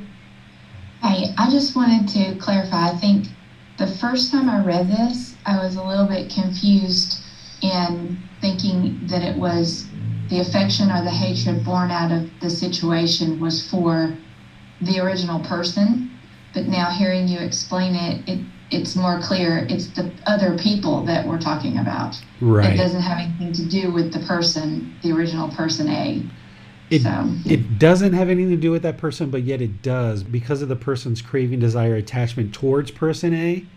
If somebody else feels affection for person A, then we feel affection for these other people. But if we have affection for person A and these other people hate person A, then we start hating that person. So it doesn't have anything to do with that person. It really has to do with your craving, desire, attachment in your own mind, that you're forming feelings towards these other people based on your craving, desire, attachment towards person A. Thank you, teacher. Yeah, it's really deep, right? You have to wrap your mind around it, and it's like, whoa, this Buddha was quite intelligent. He was pretty wise in the way he explains things.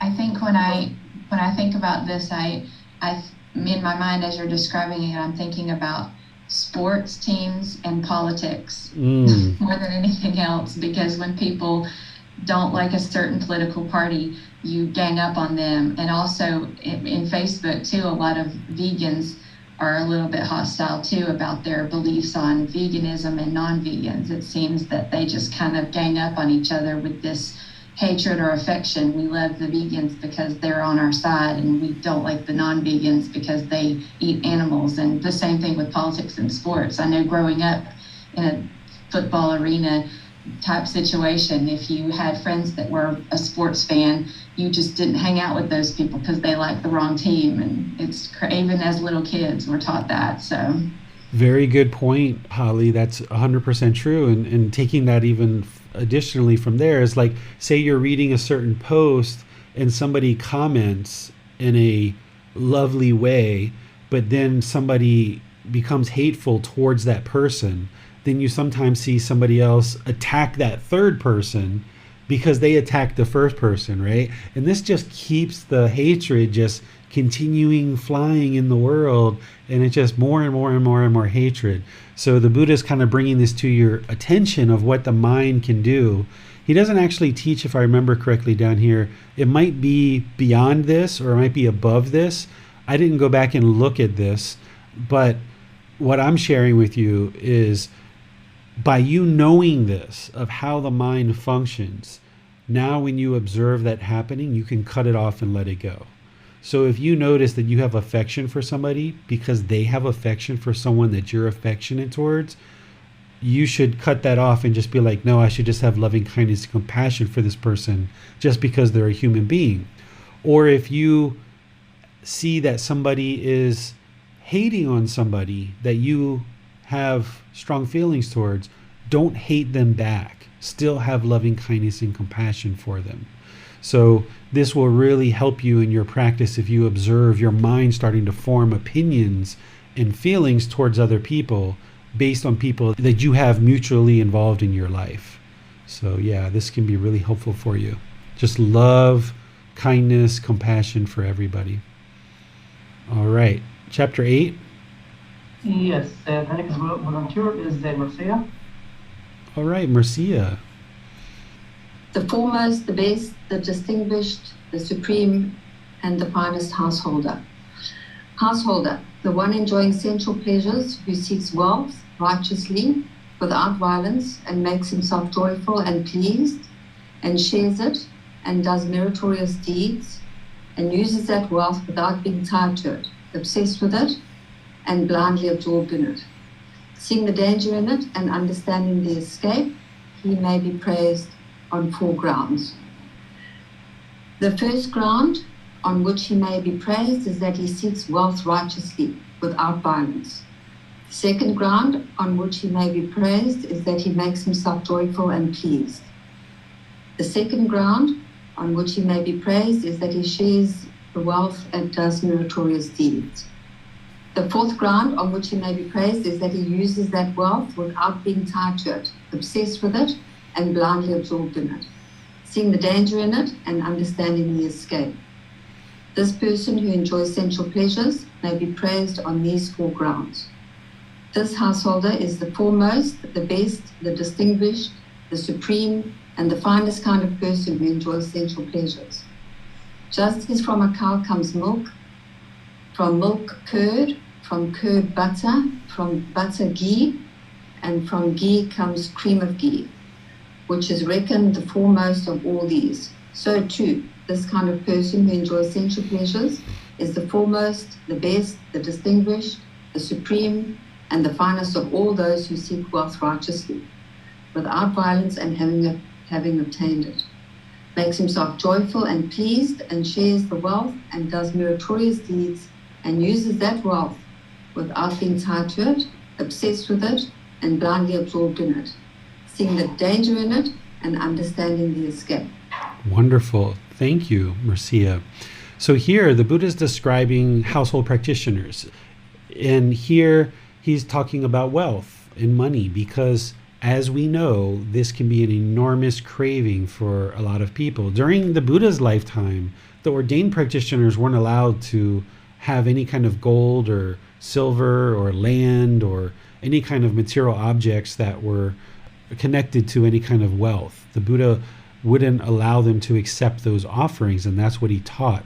Today, it would almost be impossible for ordained practitioners to function without some kind of currency in their pocket, just to take a bus or, to buy a little bit of food here or there or something. So they do have money, but they're not supposed to have an enormous amount of money sitting somewhere. Oftentimes, ordained practitioners who are practicing closely will have another person have their bank account, and any kind of monetary offerings that are made to them, it gets handed over to that person, and then they kind of regulate the money. But in the household life, we are going to need to have money. We're going to need to have a house and cars and certain material possessions. And what the Buddha is essentially saying here is that we should ensure that we're not having craving, desire, attachment, being obsessed and absorbed, this blind absorbment in this wealth and in this money. And having done so, then household practitioners should be praised in terms of what are the things that he looks for in terms of what makes the superb or the supreme or the distinguished or foremost householders.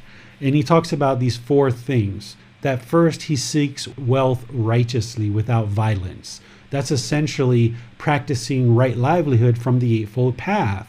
Those 5 wrong livelihoods would cause harm in the world.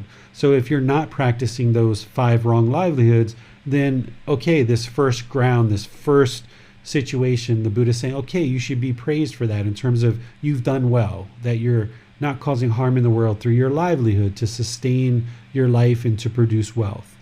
The second ground is that we make ourselves joyful and pleased, that we tend to our own needs with the wealth that we have acquired, that we don't just make money and give it all away and we're barely able to eat any food and take care of ourselves, but instead we take care of ourselves and ensure that we have the things that we need as well. The third thing he says is that we should share our wealth, and essentially this is practicing generosity and performing meritorious deeds. This might be that you help out an orphanage, you help out some people in your community, you help out some family members, maybe you share some offerings with people who are sharing these teachings in the world, all these different ways that we can share our wealth and not just hold on to it selfishly. So he says that's the third thing. The fourth thing, on which he says that we should be praised is not being tied to the wealth, not being obsessed by it, blindly absorbed in it, and see the danger that if we hold on to money too tightly, then this is going to cause danger in terms of we're going to experience discontentedness.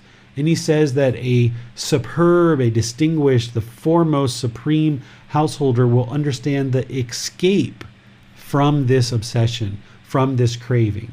The escape is the Eightfold Path. The Eightfold Path is the way to escape, training the mind to eliminate this craving, desire, attachment.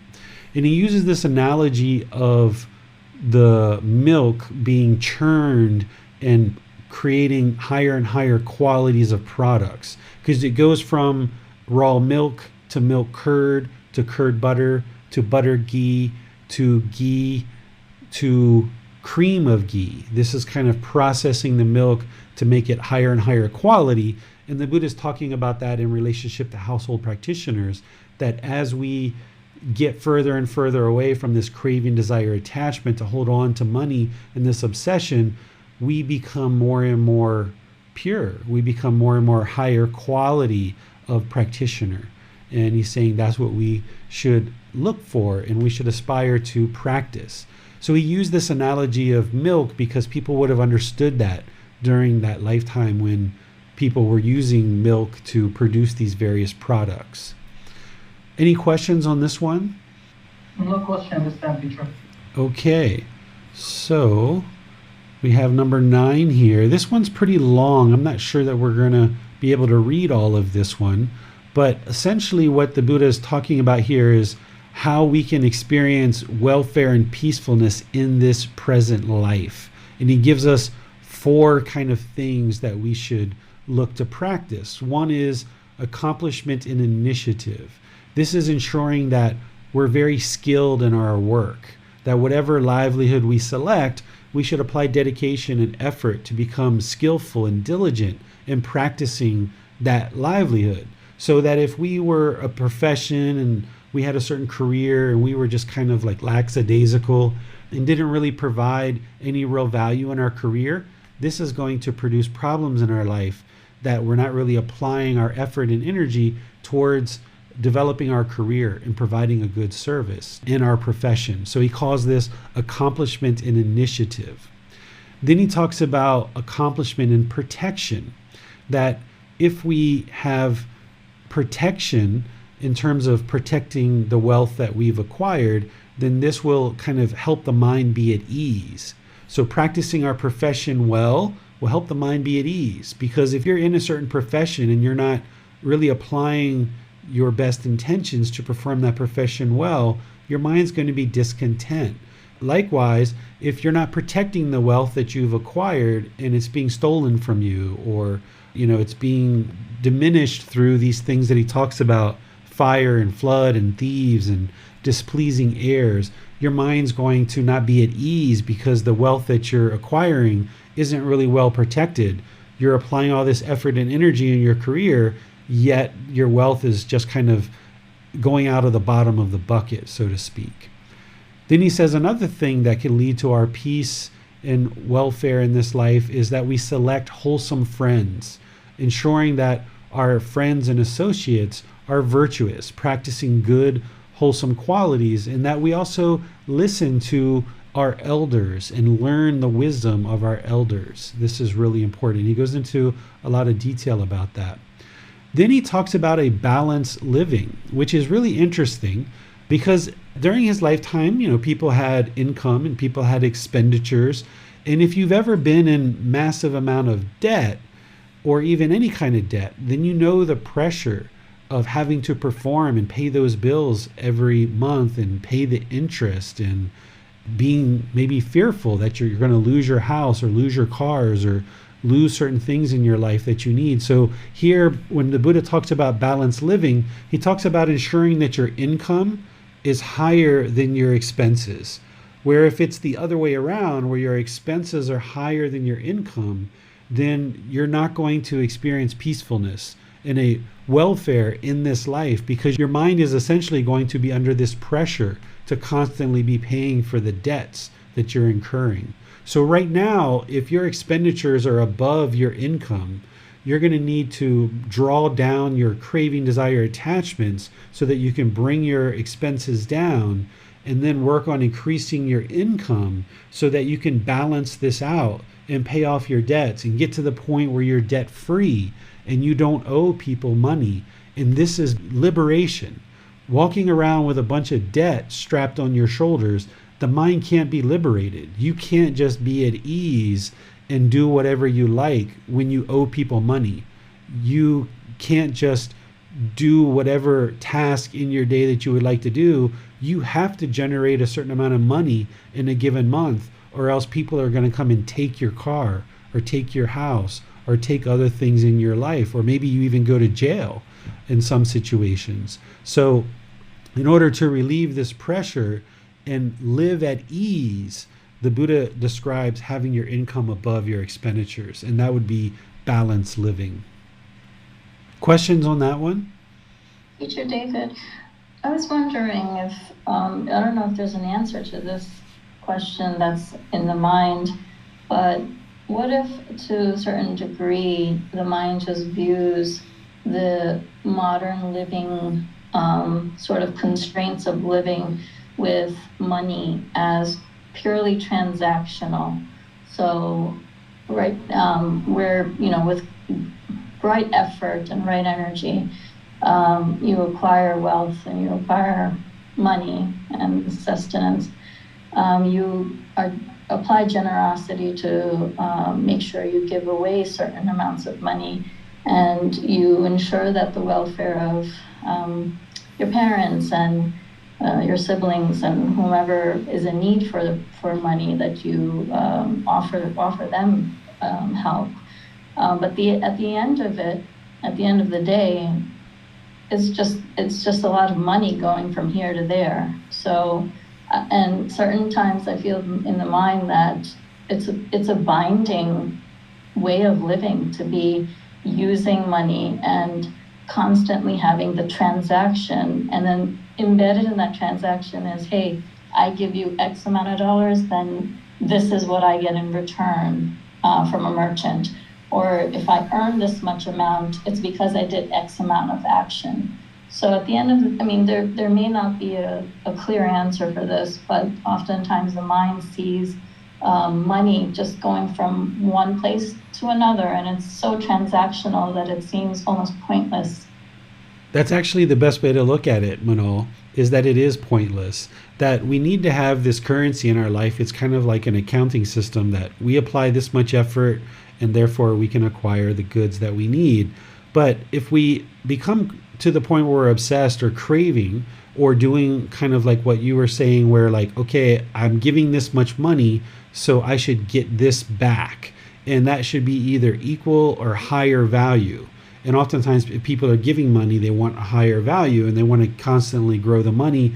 And it keeps being this craving and obsession in the mind, where sometimes what the Buddha is teaching about generosity and eliminating selfishness is that we give money just for the sake of giving money, that we don't want anything in return, but instead we just share with others.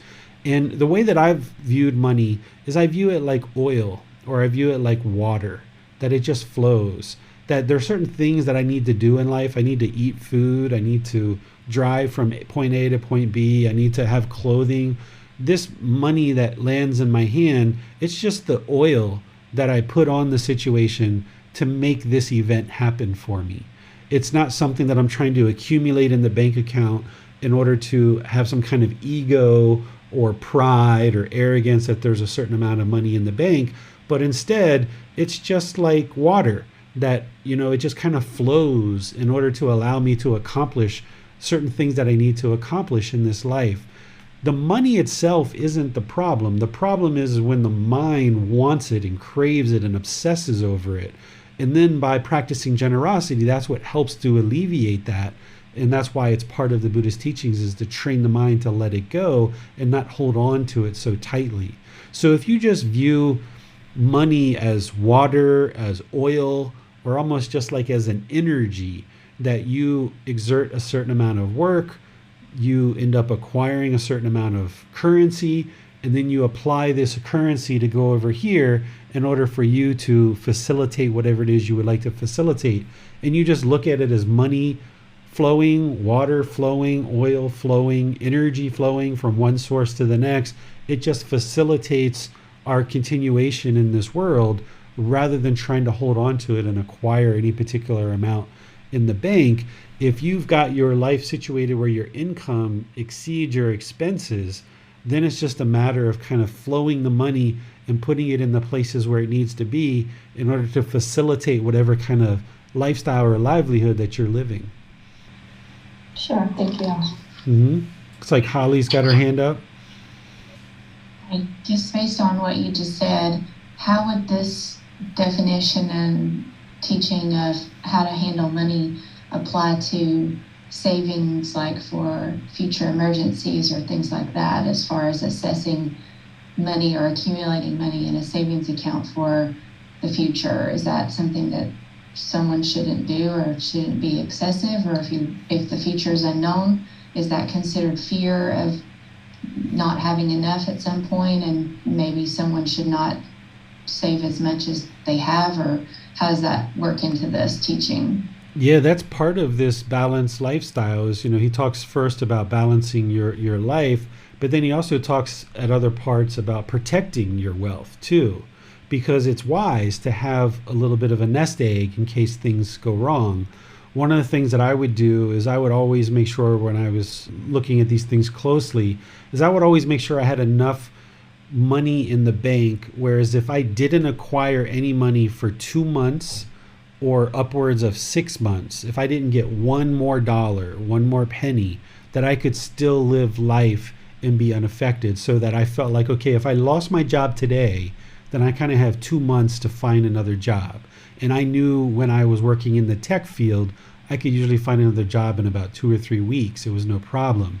But then when the economy started slowing down, my skills maybe weren't as vibrant, then I kind of expanded the amount of savings that I had and kind of expanded that to like a 4 or 6 month cushion, that if I didn't get any additional dollars, I had enough to pay rent or mortgage, car payments, food, clothing, medical, for a 6 month period of time to kind of give me that cushion.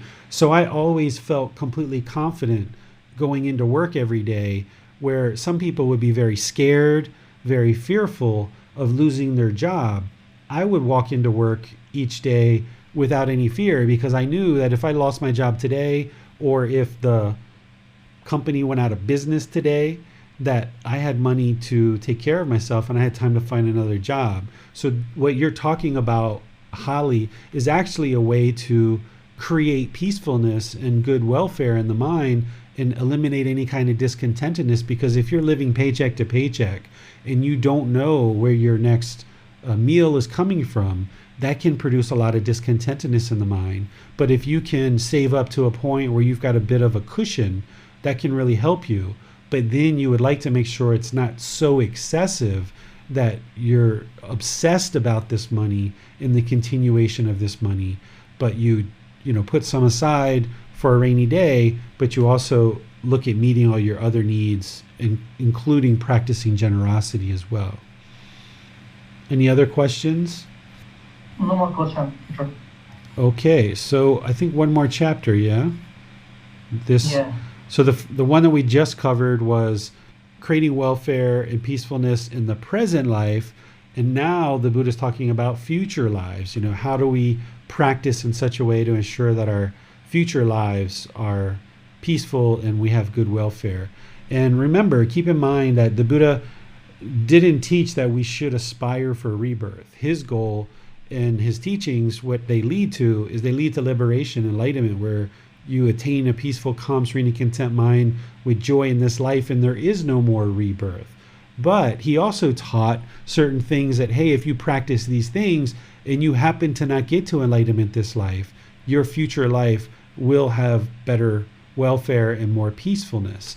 And here what he taught was accomplishment in confidence, accomplishment in virtuous behavior, accomplishment in generosity, and accomplishment in wisdom.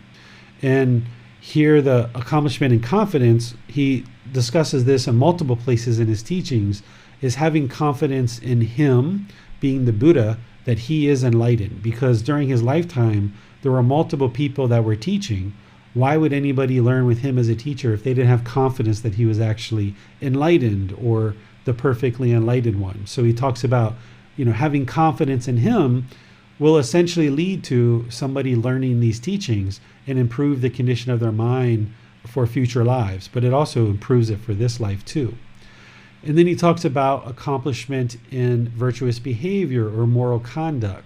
So by improving our moral conduct, that leads to a better and improved rebirth in future lives. But it also leads to peacefulness in this life too. Then he talks about accomplishment in generosity, essentially practicing where we eliminate selfishness, living open-handedly, joy in letting go, and joyful in giving and sharing. So by practicing generosity, he says, yes, this leads to an improved rebirth for future lives. But I'm sharing with you, it also leads to a better existence in this life too, because you're eliminating craving, desire, attachment. The reason why it leads to a better future life is because you're eliminating craving, desire, attachment in this life. So therefore, there's going to be less of it for you to deal with in a future life. But by eliminating craving, desire, attachment in this life, it's going to lead to more peacefulness in this life too. And then the last one, accomplishment in wisdom. This is where someone's working to learn and practice these teachings to eliminate discontentedness, learning the entire path to enlightenment, to antidote that ignorance or that unknowing of true reality. Wisdom is the antidote to that.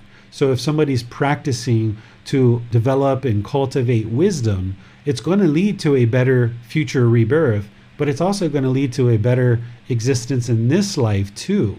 This present life, the mind is going to be in a better condition by acquiring this wisdom. That's why it leads to a better rebirth in the future, is because you're improving the condition of your mind in this life. So these are 4 things that the Buddha says that we should practice and cultivate in order to lead to a future rebirth that is going to be peaceful, but it can also be shared in the same way that these exact same 4 things are going to lead to a better existence in this present life as well. So any questions on any of these? Teacher David, question. How can you have a better rebirth in your next life? And if you're born a human in this life, the probability of being born a human in the subsequent life is very, very rare. How can you have a better conditions in your a better rebirth and better conditions in your next life? I'm always I wonder about that. Yeah, so the better conditions would be like, say, for example, we're born into a hostile family where there's lots of anger and maybe there's a lack of resources. So if we're born into, say, another human life in our next life, then if you're practicing these teachings, improving the condition of the mind, then your next rebirth, if it's in the human realm or it's in some other realm, like the heavenly realm, it's going to be in a better condition. So there's not as much anger and hostility in your family. There's maybe more access to acquire the necessities of life. So you won't be struggling as much in your next life. There's certain challenges that we've all overcome. I'm sure if I talk to each one of you, your life probably is better now than it was when you were born. So if you were born into a family that was, a little bit not as well off, or maybe lacked certain wisdom, what you've done during this life is you've consistently improved the condition of your life through making wiser and wiser decisions, which is leading to a more peaceful life in this life. But that all required a lot of work from wherever you started from in this life. Based on the family that you were born into, you've had to overcome a lot of obstacles. So if you are reborn into a human life, having practiced these teachings, and you happen to be reborn into another human life, then that rebirth in that next new family is going to be better than the rebirth that you experienced in this life. So therefore, you're kind of starting it with, better access to things that will be able to help you. So another way to say that is there'll be less obstacles for you to overcome to get to enlightenment in any subsequent rebirth, because of your practice in this life and having overcome so many obstacles, then your next life, you won't have as many obstacles to overcome. I just was recalling how perhaps improbable it is for you to be to have a rebirth in the human form. That which we just reviewed today, in fact, just being reborn. But as you say, there will be better conditions when you are reborn in whatever realm you're reborn in. The mind was just stuck in that idea of the improbability of being reborn in the human form in the next life. I wouldn't describe it as improbability. The Buddha describes it as being rare, but I wouldn't describe it as being improbable, because there certainly are beings that are being reborn into this human realm now that experienced human births in the past. So while it's rare, say you didn't practice these teachings and then someone died, it might take 2,000, 3,000, 5,000, 10,000, 20,000 years before that being ultimately makes it back to the human world. So it's rare in terms of it will take a really long time, but I wouldn't describe that as being improbable. So it's not like we get kind of like one human birth and that's our chance to attain enlightenment. And if we don't attain enlightenment, then we're kind of doomed forever. That's the way I think about improbability. It's more of, now that you've got this rare human birth that took you a lot of karma to build up to in order to get this human birth, okay, take advantage of this human birth and learn and practice so that if you are reborn, you'll be reborn in a better condition.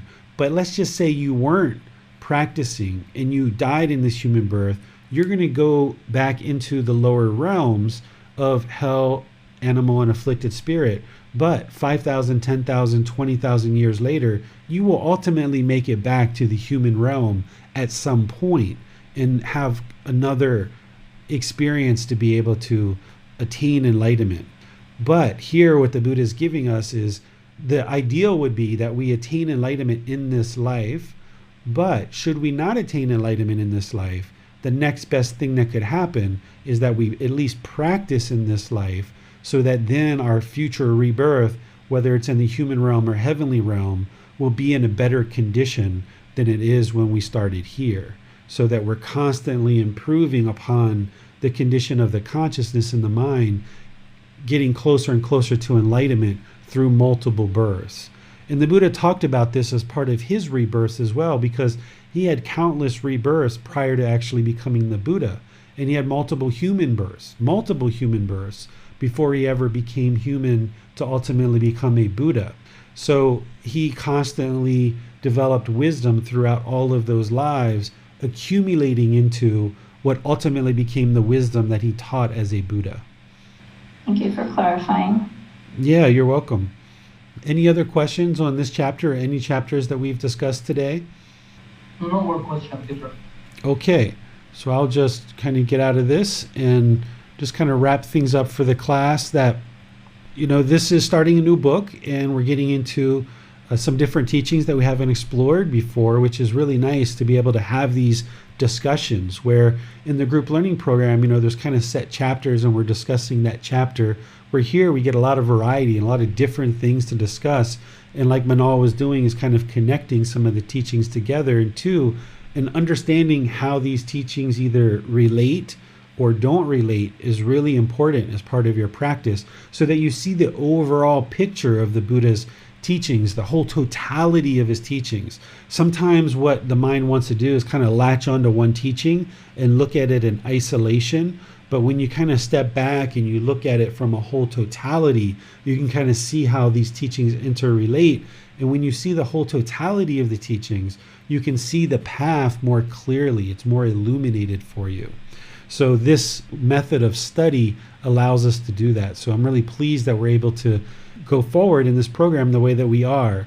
So next week, we're going to be looking at chapters 11 through chapters 20. So if you'd like to read those before class, you can read those, come to class with questions, and we'll read them in class as well.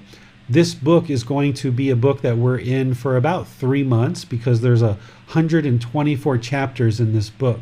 So as we go through chapters by chapters, it'll take us about 12 weeks or 3 months to actually complete the whole book.